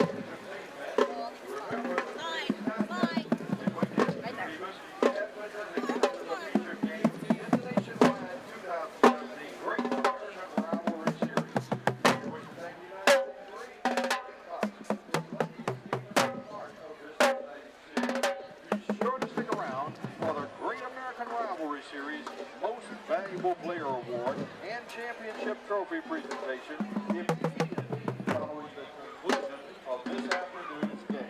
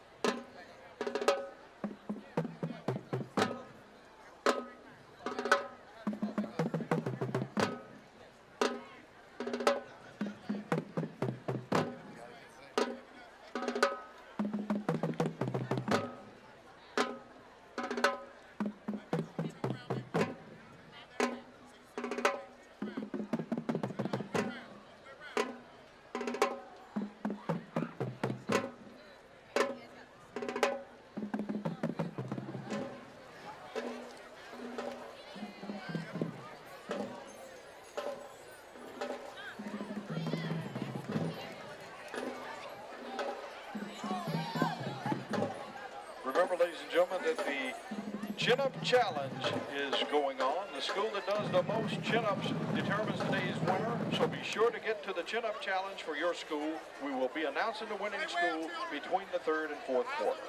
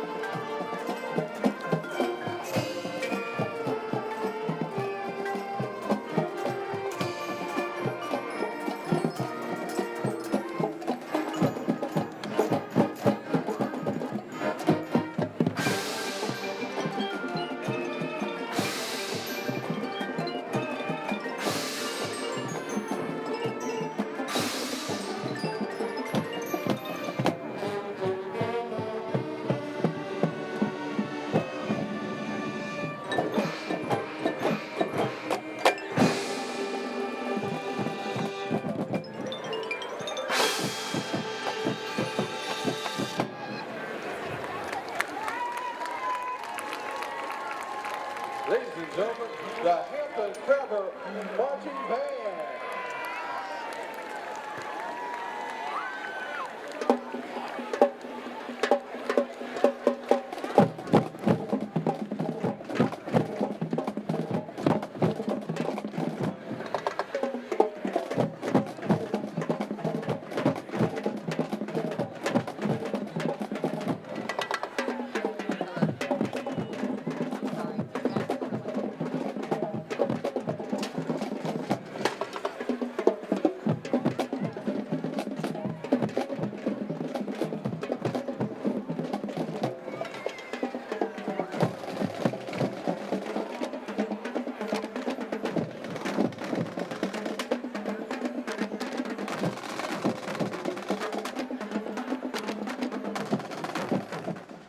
Well, we're back here at halftime at Darling Stadium. The Hampton Crabbers lead this game 6-0 over the Phoebus Phantoms. Wube and I have been fortunate to have some good guests this year. At halftime, we were trying to get a gentleman to join us over the past few games, and one of those guys on that list we lost this week. Sadly, we lost a well-known member of the Hampton and Hampton City Schools family this week. The Honorable Albert W. Pat Patrick III died this past Monday in the hospital. Pat was 66. Pat was the son of Woody and Ida Patrick, operators of Patrick's Hardware on Queen Street in Hampton, which was first opened by Pat's grandfather in 1895. Pat grew up in Hampton and never strayed from his Hampton roots. His connection to the Hampton City Schools began as a student. Pat attended Armstrong Elementary, Thorpe Junior High, and Hampton High School, from which he graduated in 1969. That year, Pat served as the captain of the Crabber basketball team that won the state title. Pat attended and graduated from UVA in 1973, then went on to UVA Law School, from which he graduated in 1976. Pat returned to Hampton after law school and went into private practice. While practicing law from 1976 to 1975, Pat was heavily involved in the community organizations, such as the YMCA and his church, Hampton Baptist Church. During the same time, Pat resumed his relationship with the Hampton City Schools, serving as a member of the school board for 10 years. For 7 of those years, Pat was the chairman of the school board. Pat also found time to resume a role in high school athletics, serving as a basketball official for 20 years. In 1995, Pat was selected to serve as a judge on Hampton's General District Court, a position he held until his death. As a judge, Pat had a reputation as a wise, patient, and eminently fair jurist. Like so many Hamptonians, I feel fortunate to have known Pat Patrick. For me, Pat began as simply one of the older guys, the son of my parents' friend, Mr. Patrick, at the hardware store, and a champion Crabber basketball player. A few years later, Pat refereed some of my high school basketball games. Later in my life, Pat became Judge Patrick, one of the finest judges I ever appeared before, and someone who gave me his time and advice in making an important career decision in my life. And for at least the past 20 years, Pat was someone that I spent many evening and weekend hours with for 2 weeks each summer, putting on baseball tournaments at Hampton with Little League. In sum, Pat was a man that parents want their children to be like, and a leader, a volunteer, and a community servant that our city, our schools, and our community organizations wish they had more of. We will all miss Pat Patrick, and we continue to keep his wife Jerry and his family in our thoughts and prayers. Wube, you had a chance to meet with this great man. Yeah, he came in on Sports Time. We had him on our show, and I got a chance to get to know him. And he told me the same stories that you just read about him. I didn't realize he was deep in Hampton, and he told us about the championships and being on the school board. And funny story, I actually went into his courtroom for a minor situation, and he kind of gave me a wink, Frank. He remembered who I was. He kind of looked up and, oh, you're the guy from Sports Time. Gave me a little wink and said, get out of my courtroom, in so many words. So, he'll be missed, man. It was an honor to meet him, and and like I said, I got a chance to know his background and know his family, and it was definitely an honor and a privilege to talk to him and get some insight on what he was about. Well, I'm sorry we didn't get a chance to get Pat up here, but I know he's following the Crabbers even now, and I think the world had a wonderful gathering yesterday to celebrate his life at Hampton Baptist Church, and some of the old Hampton City School graduates, Larry Cumming amongst them, telling some great stories. The best stories they could tell in church, they were telling us. As we all got a good chuckle out of that. Pat was a guy that loved to laugh and loved life and loved the Hampton Crabbers and loved the Hampton. And so we're going to miss Pat, and we wish his family the best. Well, it's a 6-0 ball game here with the Crabbers leading it. It's been an interesting game. The Phantoms going to get the ball first here, Wube. What do we expect? More of the rushing plays? I think they're going to give the ball to Wright and Fleming. Daniels is going to have to try to get a passing game to Hargraves, like you talked about. Maybe some short passes. They gave Edwards a chance to catch some passes, and you know, they're going to have to stop Cam Stevenson. They're going to have to stop Cam, and you know, he's going out to pass. And he's looking to run, so they're going to have to maybe put a linebacker on Cam to enable him to, you know, to stay in the pocket. But as far as Phoebus offense, I think they're going to keep trying to run the ball and see what they can do with Wright and Fleming. Does the weather lead you to conclude this game may be a 6-0 game at the end? Well, I thought that the team that runs the ball the best would win, and we haven't really seen. You know what Phoebus can do offensively yet because of the weather and because of the field conditions. So, you know, Hampton scoring early does put a lot of pressure on Phoebus in their offense. So, you know, we'll see if they can mix it up, if they're able to mix it up. It's not raining anymore, but again, like you said, it's been raining off and on all day, and it rained last night. So, you know, we'll see what Phoebus can do. Well, it's getting a little muddier out there in the middle part of the field. That's where we've seen the slippage. I know the receivers have been trying to go down the sidelines, but the defense has anticipated that, and we've seen the great receivers, Bellamy and Hargraves, not make a catch. I believe that's right. I don't think either one has a catch. I don't think anybody has a completion yet. Yeah. So we got the one over the middle of the Edwards or Fleming. Oh, yeah, one you're of the right. two. There was one, but it was a flag, and the flag negated that. Yeah, that's right. So we expect to see, I would think, if the Hampton Crabbers go up by another touchdown, you'll see Phoebus go to the air. Yeah. And if Phoebus ties the game and keeps stuffing Phoebus, then we're going to have, I think you'll see Hampton go to the air. So it's going to be a very interesting second half here. Two really good coaches. Of course, the longtime head coach of the Crabbers, Mike Smith, and Jeremy Blunt, a member of the championship 2001 Phoebus High School team. State champions, their first state championship in their history. They were here and honored at halftime, and wonderful to see them, including my old friend Stanley Sexton. Well, they ended up winning another one the next year, and they won back-to-back, and then they came back and won, 4 straight when Taj Boyd and all those guys came. 5 maybe additionally in total. Yeah. So all right, we're getting ready to go here. A minute to go in halftime. The Crabber Band entertained the crowd.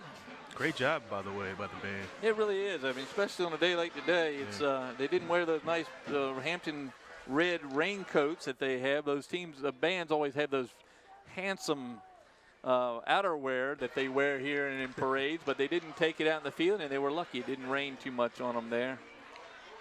Just kind of a mist in the air. I'd say the humidity is lower than it's been this week, but still feels a little bit like August here in October. You know. I was a little worried about, you know, the rain. I would hope it would stop, you know, early this morning, but it continued. And of course, with the game last night, you know, chopped the field up a little bit more than it needed to be. So, you know, hopefully they can get their footing and we can get a good game in the second half. Javon Richardson to kick off for the Crabber, number 61. So we haven't seen Benny Kavoda yet. Our practice buddy. Yep. So deep for Phoebus is going to be Hargraves, and he's actually going to be the one that's going to get it around the 15. Not good for Hampton, but Hampton closes in and gets him. He's still on his feet. Well, as you see, it takes a village to bring him down. He's going to get it up to about the 26-yard line of his Phantoms. 1st and 10 for Phoebus there. They get the ball here, and let's see what they can do here in the second half. 6-0 Hampton in a tight rivalry contest. You know, so far, everybody's played. I mean, Cam Stevens has been in the offense for Hampton. You know, during these games, Frank, you're always intrigued by the halftime adjustments. I've said this before. Always neat to see what the coaches do after halftime. As you see, our school board chair, Jason Samuels, who's been walking around the stadium all day. Now he gets a chance to enjoy the game. I know he enjoys sitting down for a minute. Of course, he's our one of our halftime guests, part of the halftime alumni here at LSC. As Daniels gives it to Wright. Wright's pushing the pile all the way for an 8-yard gain. I think Wright and a few Phantoms behind him acting as tugboats pushing him on down the field. Ends up right down at the 34-yard line. Number 17 and number 54. Get a good look at the replay. Wanye Majette. We haven't heard his name a lot. He's been in on many tackles as a group, but he's not had an opportunity to cut through the line like he does so well because Chris Daniels, the quarterback for Phoebus, has not dropped back to pass that often. So they gave him 8 on that carry. 2nd and 2 from the 34. Why not? Go back to Wright. Wright's up the middle, has some room. Good tackle. Is that Julian Martin? Yeah. If Martin doesn't tackle him, he's probably picks up a few more yards. So Martin gets a start here in defense in the second half. Interesting. You said it, adjustments at halftime, and of course there's been some adjustments to accommodate a few injuries here and there. Yeah, see Gaskins down here. Yeah. And Purdy's on crutches, which is a horrible sign for that Phoebus. should keep him out for the game. I mean, the poor guy. Playing so well. That's a blow to the Phoebus defense. Definitely a blow. Playing so well for them on defense. So 1st down and 10 for Phoebus as Fleming gets it far side. Gets about 4 on the carry. That tackle by Rodriguez, Javon Rodriguez at the feet of Fleming. Daquan Fleming, a 5'10 sophomore, 188-pounder, the smaller of the two backs. Out comes Coleman. Tyreek Coleman, the academic award winner, is grabbing his hamstring a little bit. Talking to the trainer, but he says he's okay. Yeah, he was out earlier in the year. Glad to see him back. Hopefully he's okay. 2nd and 7 for Phoebus at the 44. Daniels goes back to Fleming. Fleming tiptoes, but Martin playing great on the defensive side of the ball gets a tackle once again. And Coach Mike Smith hadn't been coaching 47 years for nothing. He figured out he needed maybe a different alignment in front. He's got his hat flipped backwards, so he's ready to go here in the second half. And we're waiting for that to see when he would do it. 3rd down. Let's see if the Phantoms dare to go to the air. That time Hargraves was all on our side of the field all by himself, but with Jaquarius Bellamy about 10 yards downfield and waiting for him. He waits for him here. Huge 3rd down, Frank. 3rd and 6 from the 45. Justin Gant, number 40, out here covering the other receiver. Bryce Bailey. You've seen a lot of him tonight in motion. They are going to pass. It's going to be a rollout. It's going to be a fake. It's going to be a throw, and it's going to be incomplete. Brian was open. Ball may have been tipped twice. And so pressure was applied by Gant. So Gant sneaks in the backfield and puts pressure on Daniels. And 4th down now. We'll see if I think the Phantoms, even the Phantoms, aren't going to try to pick up the 1st down here. Gant hits Daniels pretty hard. No, he was open. Well, neither quarterback has shown great or ability to throw a great pass yet. This is Phantoms number 30, Emmanuel Johnson, is going to do the punting. Looks like Hampton's going to call a timeout. Something. Timeout. Could be as simple as having too many men. Let's see, 3, 6. No, they had 11 that time, but the special teams coach going to get on them.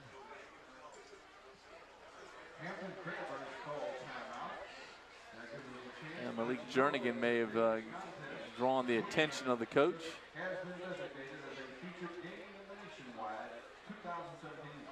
4th and about 6 for the Phantom. They're going to punt. Coach Smith trying to figure out what he can do to take advantage of that situation. Doesn't happen often. The Phantoms, you've seen, they've scored 187 points coming into this game. They don't punt often. So Stevens is going to, did you see Coach Danny Mitchell's talking to us about baseball? He's already looking forward to baseball, Frank, early. Well, and his congratulations to his son, Matt Mitchell, who's been promoted to the 1st assistant coach over at Norfolk State. They have a new head coach. Matt is a marvelous baseball man, and he follows in the footsteps of his father on that. Not a bad football player. He wore number 1 as Cam Stevens is wearing now. Went to school at Averett to play 2 sports. There's Johnson's punt. It's a couple bounces to Cam Stevenson. Cam Stevenson cuts up in the middle. He's coming on the near side. He stumbles and he's tackled close to midfield. Good run back by Cam Stevenson. Yeah, great approach there by Damian Charity. You see the speed of Charity. catching Stevenson behind. Stevenson doing all he could do to hang on to that ball as it rolls across the ground and picks up some moisture. But he brings it back to the Crabber 47. So they get the 46, excuse me. good field position.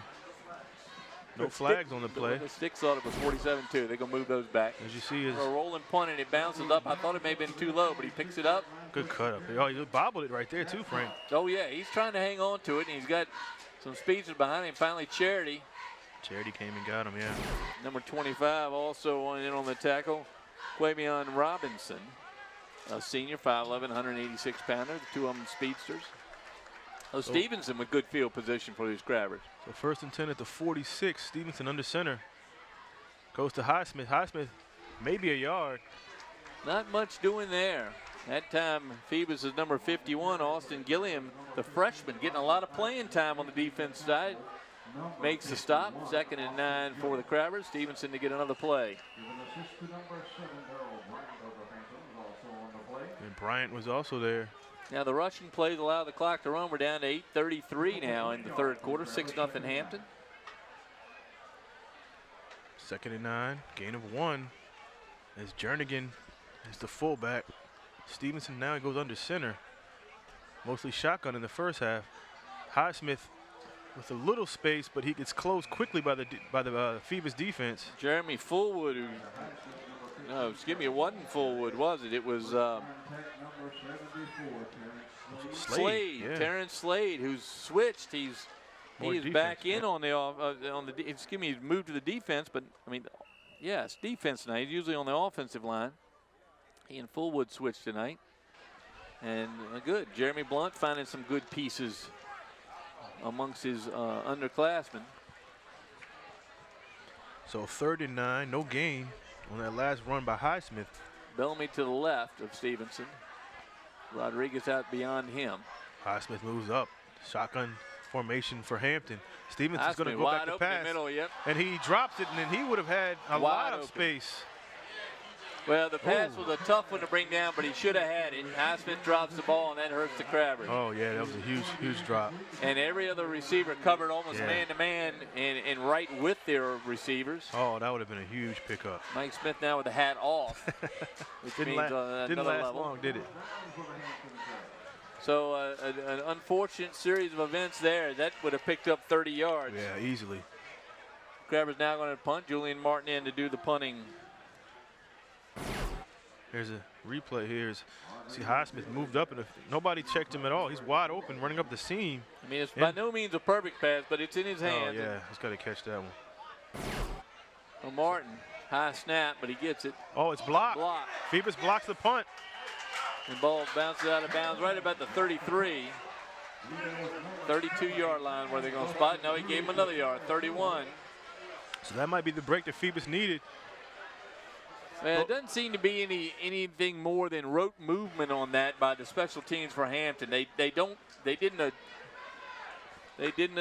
adjust at all on that rush, and Martin probably should have moved up one step to his left and get that off. Good attack here on this side, the near side by the Phantom defense. Here they come.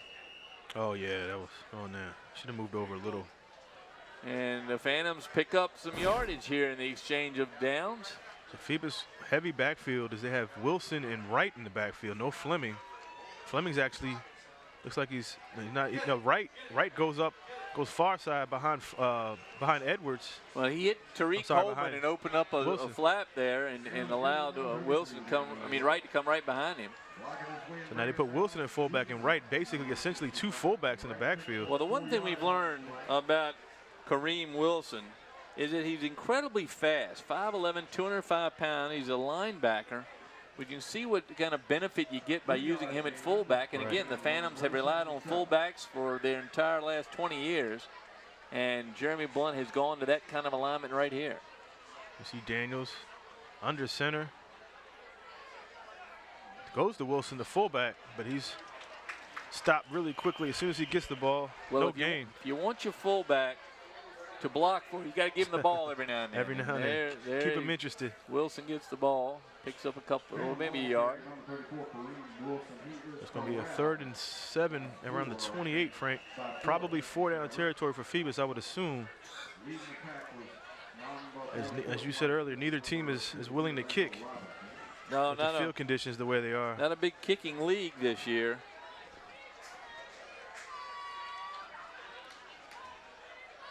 So Daniels under center with his 2 backs behind him.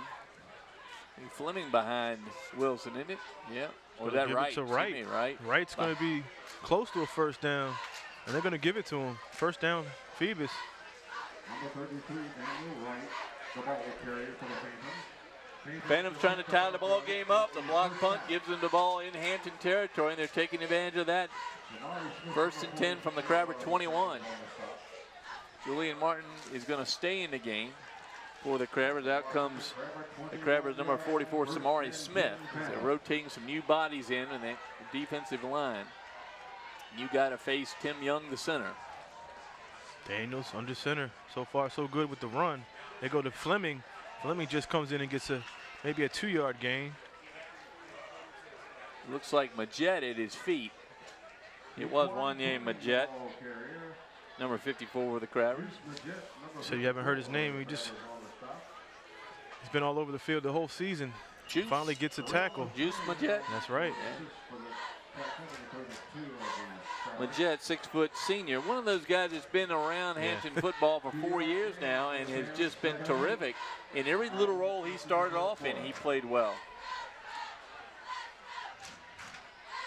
So 2nd and 8 from the 19. Edwards and Hargraves near side, and it's going to be a missed snap. That's going to be against Phoebus. That's Daniels pulling away too early. Prior to snap. Not sure because False nobody start. else moved, so that's Offense. on Daniels. 5-yard penalty. 2nd On down. the Phantoms. Penalties are killing the Phantoms. Back to the 24. Had a nice drive going. You see Coach Van Dyke. Those aren't dance move, folks. They're actual signals. And those aren't painted fingernails, that's tape. Help it. So Coach Van Dyke there telling his line what to expect. So Daniels just has to tell the skill players what to do. Big line comes up, Tim Young over center. So 2nd and 13 from the 24 for Phoebus. Wright and Fleming in the backfield. Hargraves near side. It's going to be a pass. Daniels is back to throw, and it's going to be Looks like it's caught. No, dropped incomplete. down there. Spotted in the Intended back. for Bryant. Hargrave out there with a waving his hands, trying to flag in, and he was open. Bellamy had cut into the middle. Barry Hargrave not getting a touch. Had 1 ball thrown to him. So 3rd and long for the Phantoms. Good play, good rollout. Had him. Well, Majette was there too on defense. Jet is one tough customer. So Hargraves to the near side again with Bellamy man-to-man on him. So it's 3rd and 13 from the 24. Daniels is going to give it to Fleming. Fleming has some room, but he's tackled, and that's our guy Majette. Didn't hear from him much in the first half, but he's making his name felt in the second half. That time just swung his arm at the feet, knocked him down. Ball on the 19-yard line. The Phantoms with a 4th down. This is where you think you may go to a field goal in any other district. Peninsula District not big on kickers. Not enough soccer players are getting drafted by the football coaches. So they're going to have to go here. Clean uniform, that's Bryce Bailey coming left. Hargraves far right. Got Bryant playing a tight end. Edwards and Hargraves and Fleming in the backfield. Shotgun for Daniels, back to pass. He's picking up some pressure, he slips, and it's going to be incomplete. That time the Crabbers, number 41, Sean Hassel, waiting to lay the wood, but if he would have saw the ball, he might have had an interception. yeah, that's tough to say. Was it Hassel or was it 11, Elijah Mitchell? I think it was 41. Yeah, I thought it was too. Well, a lot of new players in that lineup tonight for the Crabbers defensively. It was 41. So turnover on downs for Phoebus. Hampton will get the ball at the 19-yard line. So the block punt cost them about 20 yards of field position, but no points. And with 3:18 to go here in the third, the Crabbers take over on offense. He's bracketing Bellamy. Double team down here in the near side as they go to Highsmith. Highsmith, he'll get you 2 or 3 yards of carry for sure. I think the decision is don't let Jaquarius Bellamy beat us. If the other guys do, that's the way it's going to be. But they're not going to let Bellamy beat them. Now, this is where you may see Cam Stevenson try to free him up with maybe a screen, some sort of something different, trying to give a different look. And with Gaskins out, other players have to step up, just like we talked about last year when Daz Newsome was getting all the attention. Somebody else has to make a play. As you see Gunn and Rodriguez playing receiver. Josiah Silver in the game with defensive lineman for the Phantoms on the right side. Stevenson's going to go back to pass. He slips. That time of design run it looked like, and nothing there. We see the Crabbers number 9 way down the field, Khalil Gunn, covered by the Phantoms number 2, Tylen Baldwin. But no time to get a pass off, and it may have been just intended to be a run. So Mike Smith with his quarterback at the bottom, very bottom of your screen. As you see him and that just left slip. foot slips. Yeah. That's dangerous. See, if you slip and then have your legs at that angle, unfortunately the hit didn't hit him right as he was doing the splits there.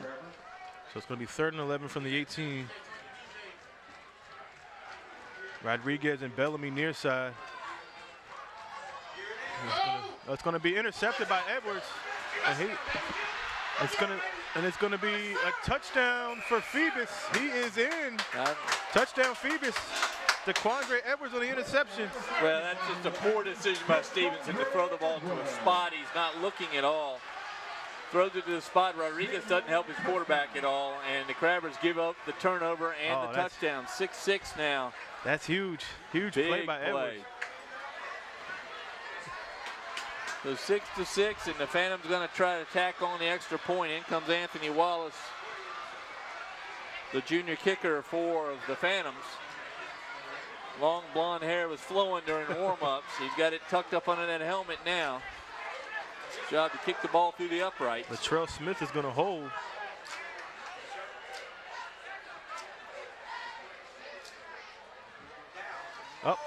Sonny's going to miss it. It's going to be. Well, caught by the Crabbers, but tackled quickly by number 70, Donovan Cooper for the Phoebus Phantoms. But that ties the ball game at 6. So with a 1:38 to go, got a new ball game here. Team's going to start again from scratch as the Phantoms pull even with the interception on a poor pass by Cam Stevenson, and really I didn't get a chance to see who the pass was intended for. To Rodriguez. He had gone downfield. Rodriguez on the outside here, Bellamy inside. Rodriguez does the hook, and everybody up here knew it. Yeah. And Rodriguez downfield, and nice pick there by DeQuandre Edwards. Edwards, who can't buy a pass on offense, gets one on defense and runs it in for the touchdown. Edwards transferred from Kickitan a few years ago. Him and his brother Dominic. So it's 6-6, Frank, 1:38 left in the third quarter. We have a ball game, our first close game of the season here on the broadcast. And it's great to have a close matchup in the second half of a ball game. Well, good one. Nobody's leaving this game early. 6-6. And this is the former quarterback, Zamir Rogers, 6'4". You can tell him he's one of the tallest guys on the field. Number 38. He's going to kick it off for the Phantoms. Got it set for almost a swib or onside kick. They're going to try the swib. Kick. Actually, that's 32. That's 32. That's McKinney. Tyrell McKinney getting his name in the stat book. They actually give Hampton good field position on those kicks. Probably don't let Wallace come in and try to boot it as far as he could, but Jeremy Blunt goes with Rogers. And the kick goes 18 yards. 1st and 10 Crabbers from their own 42. Well, the Crabbers haven't moved the ball really since the first quarter. And the penalty's hurting them in the second quarter. Haven't had any chance here, and Stevenson goes back out. I know he's frustrated. Young man got a good arm, used a good vision that time, just underthrew his receiver, and Rodriguez, by the time I guess he realized it, couldn't come back. He comes back out wide right. Bellamy in the slot. They got 2 on Bellamy, safety and Edwards. It's like Parham is in the backfield, and they're going to give him the ball. Parham, Deshaun Parham, first carry of the night, of the day. Nice stop there by the Phantom number 34, Kareem Wilson, who's all over the place as always. Travers can't seem to get away from him. So no gain on the play. It's going to be 2nd and 10 from the 42. Actually, they gave him 2 yards on that. So 2nd and 8 from the 44. As Highsmith comes back in, see Rayford Taylor. Yeah, a variety of new, fresh uniforms in there. Still Rodriguez and Bellamy to the right. Stevenson in the shotgun. Goes back to pass. He's going to try to get a pass. He goes up the middle, and Stevenson's close to a first down. He's got it. That time, bad spot by the linesman. As Stevenson up over the first down mark, got hit back. A little surprised. It looks like a first down, though, despite the spot. It is a first down. Yeah. Well, he was a half yard further down the field when he got hit. So here's the Crabbers into Phoebus territory with 14 seconds. In fact, this may be the, if not the last play of the third quarter, first play of the fourth. Good shot of Danny Mitchell there in the foreground. Mike Smith signaling to him. And they're going to pick the ball up and move it just about 4 yards to the other side of the field. And the Crabbers will be going to the west end of the field here in the fourth quarter. 6-6, Wube. Just what we thought. I really thought there might be more scoring coming in. I know Kate Zanchulis of the Daily Press had picked it, I think, 28-21, which I think is generous because she imagines a kick involved somewhere there. But they've, with the wet field and the rain early in the first half, it's become impossible to get too much going through the air. Yeah, and you look at somebody like Bellamy who has to just keep his cool. He's trying to get open, and they're trying to get him the ball. And Phoebus is having 2 defenders on him every time he gets on the field. Phoebus has done the job, and Hampton's going to have to figure out how to take advantage of the fact that there are 2 defenders on Bellamy. Yeah. One including, that's DeQuandre Edwards, one of their best defensive backs. Charity covering Rodriguez.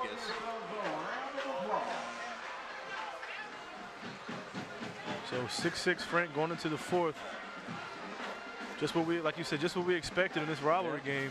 So in the old days where the Phantoms would put those 4 fingers up, they pride themselves on that fourth quarter dominance. T-shirts being tossed out on the Hampton side now by the Marine Corps and the sponsors. Chuck one up here. I got my hand out the window, trying to catch one. Anything that bounces off my face, you can have. Stevenson in the shotgun, 1st and 10 from the 48. Goes to Highsmith. Highsmith has a little room. He gets maybe 6. He's still pushing. Does not go down. That's all Highsmith that time. Good block on the right side by the Crabber line to get him through. But then all Highsmith pushing the linebackers back. So good rush. Mike Smith, he's going to keep pushing that line, trying to get that rush going. A few drops of rain here, just kind of misting here at Darling Stadium. Pick up a 5. So 2nd and 5 from the 48. So Stevenson been off and on from shotgun to under center. He's back in the shotgun. Back to pass. 4-man rush by the Phantoms. Stevenson's going to go back. Going to try to get out on the outside. Got a good block from Highsmith. He's still on his feet. He didn't get out of bounds. He did not get the block he wanted. He was pointing one, and his own man turned around. So the wrong way, trying to say turn around and look at the guy, but I think he's up over the first down mark. Nope, just shy. So 9-yard, or excuse me, 4-yard pickup. So yeah, you're right. It was a yard short, stepped out of bounds. It's going to be 3rd and 1. Well, for the Crabbers, they just want to keep it on the ground and try to get down and score while eating up the majority of the 10:58 left. See Gunn coming in with the play. Khalil Gunn getting a lot of activity here. Gunn, 6 foot, 175 pounder. So 3rd and 1 from the 39.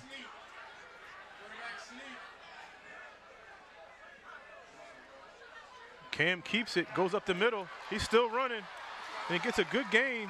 The speedy Damian Charity with a great stop tackle there. That would have picked up 10 or 15 more. Stevenson is so elusive. You miss the tackle at the line, look out, and it's up to Charity, the safety, to bring him down. He's so small, high behind those big offensive linemen. Crabber band about to knock the stadium down with a drum beat. Throwing the wave over here. Miss there, a good block on the left side. I didn't catch the number of the Crabber blocker, but he had to, maybe Coleman that had to block out here on the left. Number 77, who can barely move, by the way. That leg is really getting hamstring, giving him problems. But he's out there, and he held his block beautifully. Remember, Purdy out for the Phantoms, and that's his spot there on that right defensive end. Stevenson to Rodriguez. A pass is complete. He gets it up near the 20. Again, something new. Yep. Mike Smith not happy in the positioning of a young Khalil Gunn. He got the wrath that time, but he also stays in the game. Good for Rodriguez to get his hands on the ball. Exactly. He's so often the 3rd choice, and with Gaskins out, moves up to the 2nd choice. But he lines up almost exclusively on the same side as Bellamy. There they go to the far side, 2 and 10. 2 is Rodriguez, 10 is Bellamy. A 3-yard pickup for Rodriguez on that catch. 2nd and 7 from the 21. Stevenson under center, goes to Highsmith. Actually, he keeps. Fake the Jernigan. Once again, Phantoms number 54, Cameron Wilson. And now that's I think that's Coleman. Yeah. I think he's just done. I'm not sure. I think it's that hamstring that has been bothering him the whole time. He really had a hard time moving to his spot at left offensive tackle. I hate to see that. I hope it's not a knee, because that would really be bad. No, he's got it bent up, so I think it's hamstring. And like you said, he's been suffering from that the whole game. I mean, he waddled to the line to start that play. So, and that's a big loss. Tyreek Coleman, 6'2", 239-pounder, very athletic, the academic award winner this evening. Yeah. Good friend Rich Foley down there enjoying a good ball game. Takes his hat off, see, so the lights reflect better on the field. So Coleman's on his feet. Coleman's on his foot. Sure. He has to be helped. That's not a good sign at all. And I hope that's not a knee. I think that's a hamstring. Oh man. Officer Davis there on your screen, Hampton's finest. He was hurt earlier in the year and came back from an injury. Yeah. 2 big linemen out. Purdy's been out the whole second half for the Phantoms. Now Coleman out, and he's done for the game. So see who the Crabbers send out to fill the big shoes of Tyreek Coleman. Looks like it's maybe Orlando Robinson. Yeah, Robinson looks like he's going to be out there. Robinson, a defensive end, 6'1", 186, one of those Purdy-size guys. Yeah. So he draws the tough job of filling in for Tyreek Coleman at left tackle. And it's 3rd and 6 now from the 20. You get a good look at Coach Smith. The hat back forward now. Yep. Well, he took it off for a minute to show a different level of frustration, but then put it back on with the bill up front. Been happier with this drive. Stevenson, shotgun, back to pass. Pressure. He takes off running as he normally does. When he's pressured, he's going to go out of bounds at around the 7. Good tackle by the Phantoms, number 7, Darrell Bryant. Haven't called his name much here in the second half, but he's been a dominant force out there with his teammate, the safety, Damian Charity. So Stevenson, he's looking to pass. These aren't design runs. He's trying to get there. Looks like he was looking over on the side where Bellamy was. Well, the one thing about Hampton, if they win the game, there's only one name to put on the ballot because there's really only one guy that's picked up major yard, and that's Cam Stevenson. Phantoms have sped it around a little bit with Wright and with Fleming. Neither one, though, been able to move the ball far. I'd love to see the offensive yard totals from each. Stevenson under center. Highsmith up the middle. Good stop by Wilson. But Highsmith bounces off of him. That's it, Kareem Wilson, 5'11", 205-pounder. Mean as a snake, quick as he can be in the middle. So pick up a 3. It's going to be 2nd and 7. 2nd and goal from the 7. Well, the Crabs just trying to grind it out. That time a little pull play and didn't fool Wilson at all. Take that back, Frank. It's 2nd and goal from the 3. 28, Dominic Edwards, he's in on the play. Crabs just going to try to take 3 more plays and push this ball across the goal line. Stevenson fakes, keeps, touchdown Hampton. I think he's in the end zone, yeah. He went right behind Highsmith. So he fakes to Highsmith and then followed right behind him, right over the left guard. This little guy's amazing, Frank. Tough little kid. 5'7", listed at 5'7". Of course, Shedrick Kemp Copeland that he's behind the left guard, and he just followed right. So Kemp Copeland, then Highsmith, and Cam Stevenson stuck himself on the back of Highsmith and went on in the end zone. And the Crabbers go for 2. I was going to say Hampton's going to go for 2. Well, which will be huge because then Phoebus will have to go for 2 if they score. Well, they had 2 points on the board in their first touchdown. Yeah. It came off due to the holding. Holding, right. So now the Crabbers trying to go for 2. Stevenson under center. Big play. He's going to keep it again. He's going to be short. Actually, well, he's still going. They call him short, it appears. Oh. That's so Stevenson. We've got to keep our eye on that play, Frank. Well, there's a surprise play carried by Cam Stevenson. Well, just keep an eye on that conversion not being good. That's a big failure, but it's 2 of them now. Yeah. And Stevenson is sneaking and tried almost the same play. Well, that is a touchdown, excuse me. That's why it looks so familiar. Yeah, I know. This time they went behind Orlando Robinson and Shedrick Kemp Copeland. Able to make the score. So 12-6 Hampton with 8 minutes to go here in the 4th quarter, and a very good high school football game here at Darling Stadium in Hampton. Game brought to you by our great crew, Andy Foley running the van down there, Renee Camden, Matt Buckwalter, my nephew, doing a fine job stepping in for Andy here most of this game. Krista Campbell upstairs working the camera, and Susan Bowers off today. Randy Bagola doing our sound. Nathaniel Braxton on the other side of the press box. Steve Fryer on the field. And our good friend Herman Drone here up with us in the booth doing the clock. So far, so good. Herman hadn't missed too many things down there. I'm keeping a list. Good to see. He was doing the replays. Is that what Foley's been relegated to? Foley's doing it all. Yeah, he's a man of many talent. So here's looks like Fleming. Yep. On the kickoff, he gets it to around the 32. Good return. Phantoms got good field position, but they've had trouble scoring on offense. They haven't scored on offense, so the offense for this team, for the Crabbers, flips around and plays defense. And the Phantoms bring in Tim Young and the rest of the guys.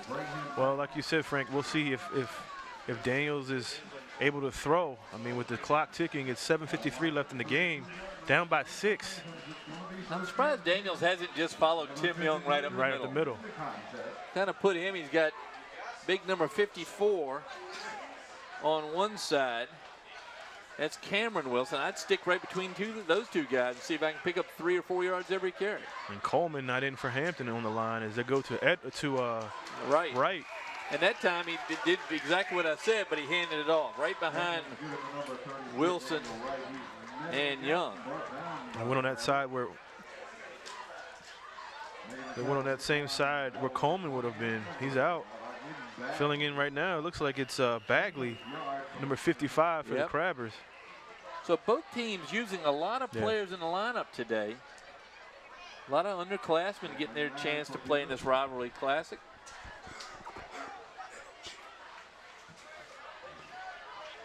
So Stevenson not playing safety as he's taking a break, as he's all over the field.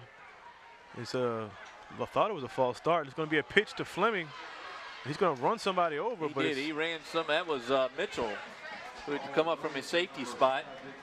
But by making the running back run him over, he stopped him. Yeah. Nothing like throwing your body in the way of a moving train. And you see here in the replay. Mitchell step up, number 11. Fakes to right. No, that's the play Actually, that's the play before, yeah. Who's on that replay down there, Wubang? I'll hear it in my headset here in a minute. Nothing Tim yet. Young over the football. So 3rd and 5, Frank. Huge third down. 3rd and 5 from the 37. 6:24 and counting. Daniels in the shotgun. High snap. Ball on the Ball ground. on the ground. Gonna mess up the timing as Daniels tries to get away, and he's tackled by Bagley. Bagley makes an immediate impact. Nadeem Bagley, 6'1", 217-pound junior, gets his chance to fill in for Coleman, and he makes a great play there. The ball was down, ball was back up. Chris Daniels never gets flustered. For a sophomore quarterback, he never gets flustered. Just picked it up and tried to get rid of it. Phoebus is going to punt. Yeah, they hope to get the ball back. 5 minutes, 47 seconds. Clock moving here in the fourth quarter. 12-6 Hampton. Cam Stevenson was off the field. Now He's back on, returning the punt. let's grab it. Daquan Battle comes off. So Kind of a Stevenson's makeshift substitution. going to get the punt. And why not? He gets the ball every time anyway. He slammed down to the Good ground. tackle down there by number 16 of the Phantoms. Caleb Randolph. Yeah, that was a good play as Randolph's able to hold up Stevenson. Stevenson moves forward, as you can see, every time. I think Stevenson came in from the library that time. He was late to the field, Battle late and off. So this is going to be a huge drive for Hampton. They can milk most of the clock here if they get a nice drive going. Well, I imagine if you read the article written by Kate Yanchulis in tomorrow's paper, she will comment on how few plays the Phoebus offense has run today. They scored on defense with the interception return by DeQuandre Edwards. Cam Stevenson, who's done everything but drive the bus over for the Queen Street Crabbers, is back under center. Stevenson back to pass, and Bryant is going to get the sack. And he very nearly picked up 15 yards by being thrown on the ground, but smartly, the Phantoms, not Slade, Darrell Bryant does not lift the quarterback off the ground, but does get the sack. Yeah, that's a tough first play, but the clock still runs. Still running. Going to be under 5 minutes here by the time Stevenson gets back out there. Get a look at Ron Baton. Ron, who's apparently is short at least 3 cameras today. I don't know what happened to Ron. He was down to 2. As he's a few. Matt Hatfield in the box there. And you see the Washington hat of Kate Yanchulis, who, God bless her, she's still wearing it. Get a good look at the Crabber crowd here. Kate unable to take Friday off to mourn the loss of her nationals. But again, a brilliant young writer. Read her work tomorrow in the Daily Press. Stevenson back to pass. He's going to go to Bellamy. They've been looking for him all night. And he had him because Edwards was down on his knees. He slipped into, it was Charity. The safety was down, and that would have been a touchdown. Yes. And Stevenson Hyde on the pass. It's about his least number of passing yards you're going to get in a game right here. This reminds me of Oklahoma 1971. Well, they ran a lot more then. 3 yards in a cloud of dust. Tonight it's 3 yards in a pile of mud. So third down now for the Crabbers. They keep, and that, of course, stops the clock. Yeah. It's tough, but he had the man open. He was open. Pass is just too high. So 3rd and 17 from the 38. Fourth quarter, 4:26 left in the ball game. 12-6 Hampton. Stevenson in the shotgun. Back to pass again. Good pocket. Has a lot of room. He's going to go deep. He's got two receivers over there, and it's going to be complete. Or is that intercepted? No, it's incomplete. Rodriguez and both Bellamy of them were both there. who have been on the same side the whole time. A lot of talking back there by the Phoebus Phantoms, but that was just it was almost underthrown again. You've got to really throw the ball for Bellamy. Bellamy's one of those guys that can throw a pass and run 40 yards downfield and catch it himself. He's that quick, but he's depending on Stevenson. Julian Martin in the punt for the Crabbers. 4:17 and the clock stops again, Wu-Bei. So the Phantoms with 4 minutes, plenty of time for a drive here in the fourth quarter. Hargrave and Bryce Bailey back to receive. And that punt, if it rolls. And Bailey picks it up, goes near side, has some blockers, there's a room. Good tackle made by, they're going to get a block in the back. Yep. Or a hold. Yeah, that was battle on the tackle. Yep, but the penalty I think is going to be on the Phantom number 34. Let's see. That's Wilson. Yep. I think it's after the reception. During the return. Yeah. Illegal block in the back.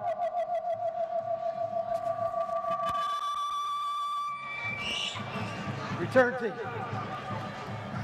10-yard penalty Feedback on from the the spot of the microphone, foul. so none of your water glasses at home have blown up on that.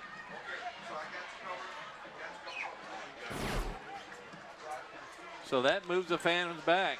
Phantoms now with a tougher, 10 yards tougher task here with 4:06 to go in the fourth quarter, and out they come. Any shaking of the camera is called by Tim Young running out in the field, big number 78, and here he comes. You see Edwards here in the receiver. Daniels in the shotgun. Right in the backfield. Daniels with the snap. Daniel Wright. Give it to Daniel Wright. That time the Crabbers number 72, Kevin Foster, 6'2", 277-pounder. Much more fleet of foot than 277 would tell you, but he moved laterally very well and was able to latch on to Daniel Wright, which is a hard thing to do. 2nd and 8 for the Phantoms. Clock running, 3:41. So 3 timeouts left for the Phantoms, 2 for the Crabbers. So 2 yards on that pickup by Wright. Crabbers really trying to stop the big play here on this drive by the Phantoms. Daniels to Fleming. A little stiff arm action, but he's still moving. That time, Crabber number 32, Kyrell McKinney, who's played well today, able to latch on, not able to bring him down, but able to latch on to the running back Fleming and hang on to him, giving him up just a yard. Good play by McKinney, a sophomore. So we've seen great defensive plays by the sophomores and juniors on both squads. Again, 2 of the stars out. Tyreek Coleman out for the Crabbers, Juan Purdy out for the Phantoms. Of course, Hampton didn't have Gaskins before the game. Big wrap on Coleman's ankle, it looks like. He may have gotten rolled over on that play in addition to the hamstring. So 3rd and 6, shotgun for Daniels. He's going to pass. It's going to be almost intercepted by Majette. Throw way behind the intended receiver. That might have ended the game, Frank, if he intercepts that. Yep, Darryl Bryant was the intended receiver, and the pass way behind him, and Majette, who just appears out of nowhere every time, very nearly picks it off. Majette seems unfazed during his play for 4 years, even when he was a freshman. We would look out and say, who is that number 54? All over the field. The timeout called, I think, by the Crabbers. So it's going to be let's see. Timeout, yes. Timeout, 2:36 left in the game. No, by the Phantoms. So 2 timeouts apiece now. As Jeremy Blunt wants to talk to his squad. They got a 4th and 6, and I think he's seeing this as the game. We'll give it here. It's got, now this is interesting. We have to fill out our ballots. And I think you got to go with the only guy that's had the ball tonight, Cam Stevenson. Yep. So we voted for Stevenson. This is the rivalry series, the Great American Rivalry Series 2017 MVP ballot, if we can get a look at that. And they always tell us what the winning team, right, Wu-Bei? You got to have the winning team. Got to have the winning team. There's a winning team of cheerleaders there, and then band members and dancers. But we have Stevenson as our guys. Haven't anybody picked it up? Maybe they're going to delay a little bit here while this game remains close. This is the kind of game that they want to go see. Right. They want to bring the Marine Corps here because they know that some of these young men and women could be good members of their team. That's right. That's right. And we hope some of these young men and women take them up on that offers. Chris? So this could be the play of the game here. 4th and 6 from the 38. Daniels is in the shotgun. Daniels, back to pass, has time. He's going to keep very it. Nearly a hold out there. And he's going to get the first down. Very nearly a hold, and the referee was almost giving the instructions on how not to hold back there, but very nearly. But great blocking. If it's not a hold, it's a great block. Jeremy Blunt talking to his sophomore quarterback, Chris Daniels, now as they get a fresh set of downs. 2:27 to go. Clock starts again after the moving of the sticks. Not a fan has left this ball game. No. First until you get a good look at the replay. Again, looking Watch to the pass. block on the left side, on his left side. There's a great block right there. Yep. So first down at the 46. They're going to give it a run to Fleming. Fleming maybe gets back to the line of scrimmage. That's number 32 for the Crabbers, wrapping on Cairo McKinney, who's, I don't think we called his name in the 2 games before, and he has played very well. He's the star of the game today. It's amazing the young guys that get a chance to step in. Bagley, sometime. yep. Sophomore McKinney. And Gant stepped in as well. Clock still running, 1:37 now. Phantom 2nd down and 9. Hargraves still waiting for a pass. He's in the slot right. Phoebus calls another timeout. Yep, second timeout taken here. 1 left for Jeremy Blunt. Phoebus. I can't imagine anybody else get anybody else. Yeah. They take them down there. Just throw them down there. Or wherever they're piling them up. Lynn Burke, who has made the mistake of sitting in the press box during the game, he's going to have to put up with us. He already left. The veteran writer of the Daily Press, we're now retired, but it's great to have Lynn in the booth. I'm sure Kate Yanchulis enjoys having the veteran editor sitting over her shoulder the entire game, watching every keystroke. Lynn's great. He's wonderful. He's on your committee at the Hall of Fame, isn't he? He is. I got a chance to talk to him a lot this past year.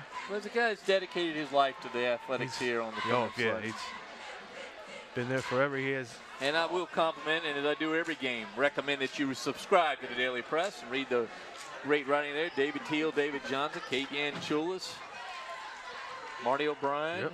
Just a great group of writers. See Chris Daniels. Yep, 2nd and 9. 2nd and 9 from the shotgun. He's going to go back to pass. Has no one open. He's going to keep it. Yep. Maybe knock 3 forward, yards. Yeah, about 4 yards pickup and knock forward for 2 of them. But I think he was looking at Hargraves down there. Bryant was also in the down the field. Well, he's tackled in the field of play, so the clock continues to run. They've got 2 plays called. Young just waiting to snap the ball. Crabbers got to line up quickly. 108 and running. You see Daniels in the shotgun once again, right in the backfield. Daniels back to pass. Rush. He's going to throw, and it's going to be incomplete. Majette again. Majette like a ball banging out there. Majette was there once again to get his hands on it. Played a full game, tough game, and you see how much energy that Juice Majette still has. So another huge 4th down for Phoebus. 55 seconds left in the game. It's the ball game right here, yes, Roubaix. This is it. 1 timeout left for the Phantoms. They're going to try not to use it here. 4th and 6.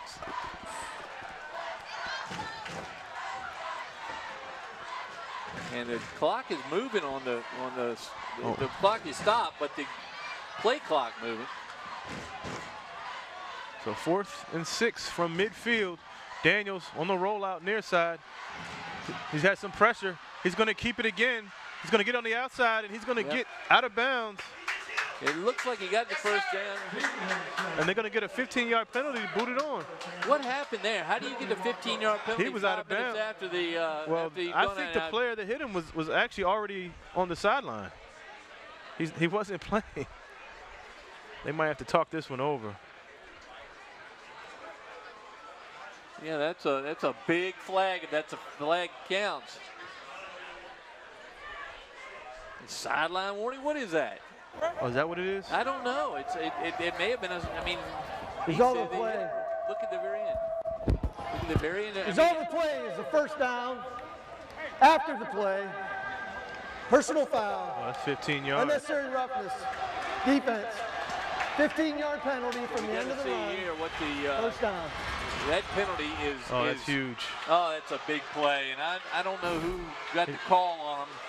We're going to see it here at the very end. Keep the replay running towards the end. Well, Daniels gets the first down. Yep, right there. But if you look, you take a look. Stevenson hits him, and Stevenson's not in the game. And not in the game, but I don't see it. It was hard to see what kind of hand motion was, but whatever it was I thought they had a penalty. Maybe So did they mark the yards off? Yeah. So Daniels with the shotgun gets the ball on the top of his helmet. He's going to run again for a first down. He's going to be short. And tackled in the field of play. They do have one timeout left. They better take it here. And he does. And again, Frank, on that last play, let's look at that again. With the penalty, it looked like Cam Stevenson on the sidelines. It was Cam Stevenson. Timeout. Where was the penalty, and was there 10 yards or 15 yards? Well, Daniels ran into Stevenson. I guess he was just trying to brace himself, and they gave him the penalty. Well, I think he said he gave him the forearm shiver, kind of. I thought it was a personal. Let's see it again. Let's see it again. Let's see the replay one more time. Foul called. There's Daniels. While the timeout's going on, Jeremy Blunt trying to give his team a play. This is the penalty, right? You see Daniels rolling out. Here he comes, rolling right. Now he comes in, he's across the 50, across the 45. Face mask, good one there. I mean, not a face mask, but good block. And then the shove by Stevenson. So the handoff. Well, see, Stevenson wasn't in the box. At about the third, well, he went out of bounds about the 38. But they didn't seem to move the ball down. Anyway, it doesn't matter. The ball's at the inside the 25, down the 22. So Phoebus, again, Daniels in the shotgun, going back to pass, incomplete. That ball bounced into the arms of the receiver. Intended for, looks like Bryant. Yeah, no question it was incomplete. Official's right on top of it. And did you see Martin trying to get off the field? Wow, Frank, we got a good one today. 33 seconds left. They got it. Incomplete pass, stops the clock, 33 seconds go. So it's 2nd and 3 from the 21. Yeah, Stevenson, if he had stood still, he wouldn't have drawn the penalty, but he moved his arm out. And it kind of pushed him in the shoulder, but you can't do that. You got to keep your head. So this is going to come down to the wire. What a game. Yeah, 2nd and 3. Explain it to us. During the play, illegal participation on the defense. It's half the distance to the goal. Hampton again with a penalty. Yes. So the Wait, results in a first down. By the flag here. And Frank, remember, the 2 missed extra points by Hampton really puts them in a tough situation if Phoebus can get in. Well, the Crabber defense got 33 seconds, and the Phantoms had the same time. They're trying to tie this ball game. It's 12-6 Hampton. And they are no timeouts left for Phoebus. So he's going to go to the air. First and goal from the 10. 32 seconds left, and it's going to be complete to Bryant. And Bryant's going to didn't get it. He's going to be stopped around the 1-yard line, but he gets out of bounds and stops the clock.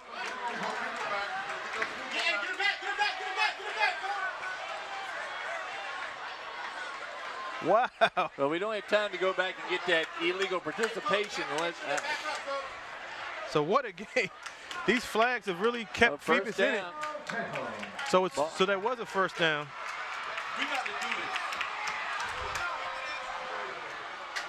So 1st and goal from the 1.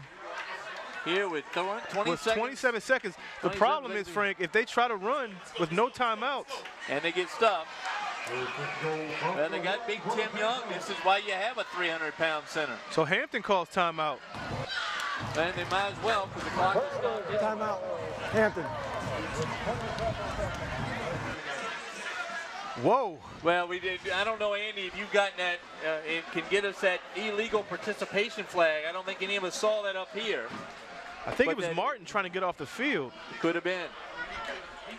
So Mike Smith is livid.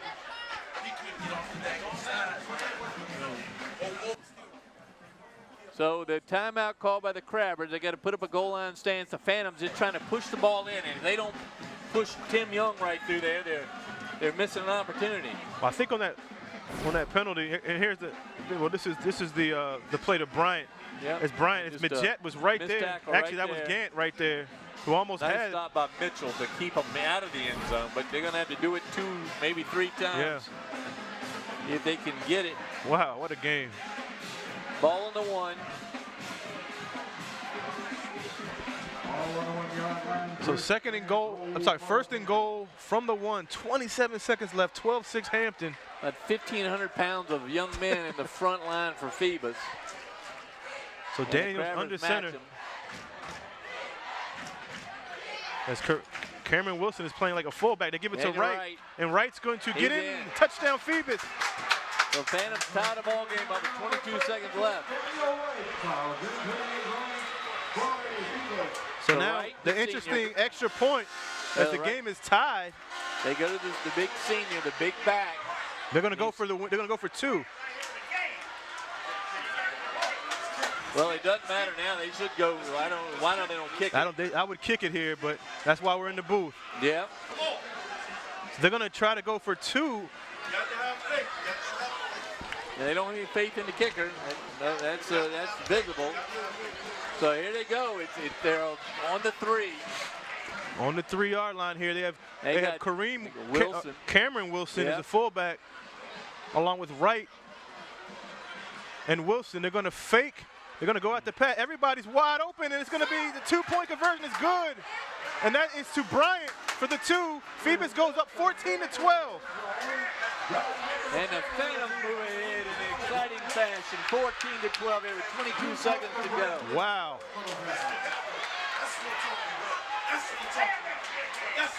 So Phoebus going for 2. Chris Daniels leads his club down the field, continues to get progress. What a robbery game. Just kill the Crabbers. The 1 penalty by Stevenson, the other penalty on the illegal participation.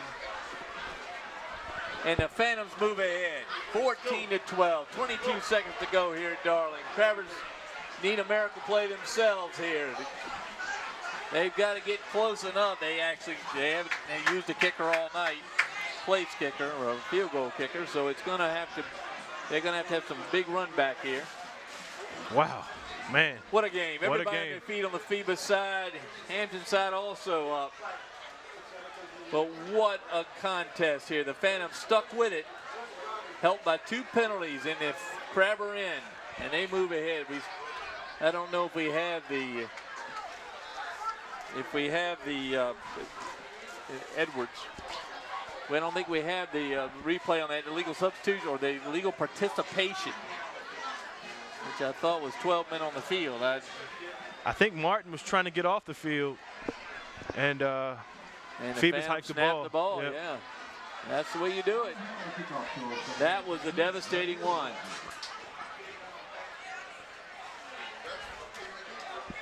Yeah. So Rogers kick it off. Crabbers looking for a great return. They need one. Yeah, for sure. They're going to do. And he kicks it long. It's going to be picked up by that number 6, and he's had a spot up the middle. Up to the 35, 17 seconds to go from the 35-yard line. Stevenson's going to have to look for a miracle, and the miracle is wearing number 10, Aquarius Bellamy. Here's the replay on the illegal substitution or the illegal participation. No, we don't have the bottom of it. Well, if the penalty occurred, no, Martin was coming off the field. Yep. Yeah. So 17 seconds left. This is where Bellamy. It's where Bellamy just got to run. Just run down the field. Yep.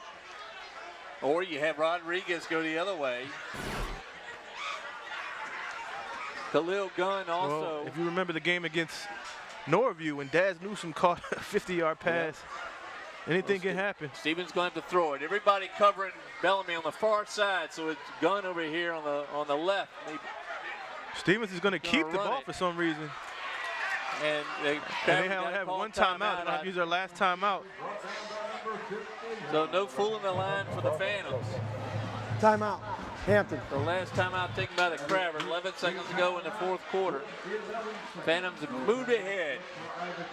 And the quarterback, Chris Daniels, kept his cool, kept his confidence. Something Jeremy Blunt told me before the game, how mature he had been as he came through the first 6 games. Yeah, he doesn't play like a sophomore at all. Yeah, that's a mistake by the Crabbers that can be laid at a lot of feet.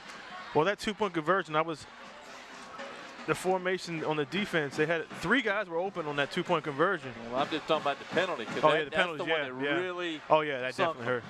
The 15-yarder and then the nice participation. pass, just a little short pass over the middle. Bryant, Probably only the second completion for the Phantoms. So now Rodriguez and Bellamy on the far side. Gunn. And maybe we can't see who this is over here. Is it 81? It's like 81. That's Taylor. Rayfield Taylor. So the fastest 4 guys in Hampton High School out, spread out. So Stevenson in shotgun, 3-man rush. He's got time. He's going to have to unload. He's going to look down the field, look for Taylor, and it's going to be intercepted by Hargraves. Yep. So Hargraves catches 1 ball a night, interception in the game. And the Phantoms are going to pull out this win, 14-12. A lot of, yep, there's a 15-yard penalty on Charity, which is a silly thing, but they're going to secure the win. So Charity picks up a 15-yard personal foul just because he's taunting the Crabbers sideline. No need for that. Coach Blunt will deal with that after celebrating this great win by the Phantoms. As they poured, there's ice and water on the field from the Gatorade bath that they just gave Coach. Well, it deserves it. He's hung with them. They hung in all day long and able to eke out the win right at the end. These 2 teams very evenly matched all day. And again, the 2-point conversion on the first touchdown, the 2-point conversion on the second touchdown hurt. Definitely hurt. The penalties. Get one of them, it's a tie ball game. And it's just a different way of approaching. That time, the Phantoms knew if they could get the touchdown, they could get that 2-point conversion. They thought they could get the 2-point conversion. So after the play, unsportsmanlike conduct, taunting on Phoebus. After the play, that moves the ball unsportsmanlike conduct, leaving the 10 bench area, Phoebus. So both those penalties will be enforced half the distance to the goal. You never know what will happen with a wet field in football. I mean, we saw it with the Giants, right? You saw what happened there the other night. So let's see what I'm talking about. The 1 years ago where all they had to do was take a knee against the Eagles. And they fumbled the ball and the Eagles scored. Yeah, I remember that. Yeah. So they put the biggest Crabbers on top of the Phantom center. Of course, you got to get through Tim Young. Yeah, that's a tough task. It's like trying to get through one of the bleacher walls here. So they got, the fumble here. That's the only way the Crabbers have a chance. 14-12, and the 2 penalties hurt. Yeah, and the 2-point conversions. Yep. But the Phantoms getting ready to celebrate here. They were a little early and got lost them 15 yards. Daniels takes the snap, hangs on to it, and that does it for the ball game, folks. What a game here from Darlington State. The Phoebus Phantoms go to 7-0. Crabbers fall 6-1. Ube, that was one heck of a ball. What a game, Frank. What a game. We've been waiting for this all year, and it lived up to the hype. It really did. Great running by both teams. The lines, I thought the offensive lines, both teams played well. We were pleasantly surprised by the number of underclass defensemen we've seen play well today. Well, yeah, I mean, Purdy went out, and without Gaskins, young guys had to come in and step up, and we saw a lot of youth step up, like you said, for both teams, and it's good to see the future's bright for both of these teams. And then Coleman out on the 2-point conversion may have had an impact there. Not having Coleman and not having Gaskins hurt on defense for sure. Well, wonderful game from Darlington Stadium. Thanks to our crew. Thanks to everybody. Pat Patrick, thank you. Good night from Hampton. Final score from Hampton's Darlington Stadium. Final score: the Phoebus Phantoms 14, Hampton Crabbers 12.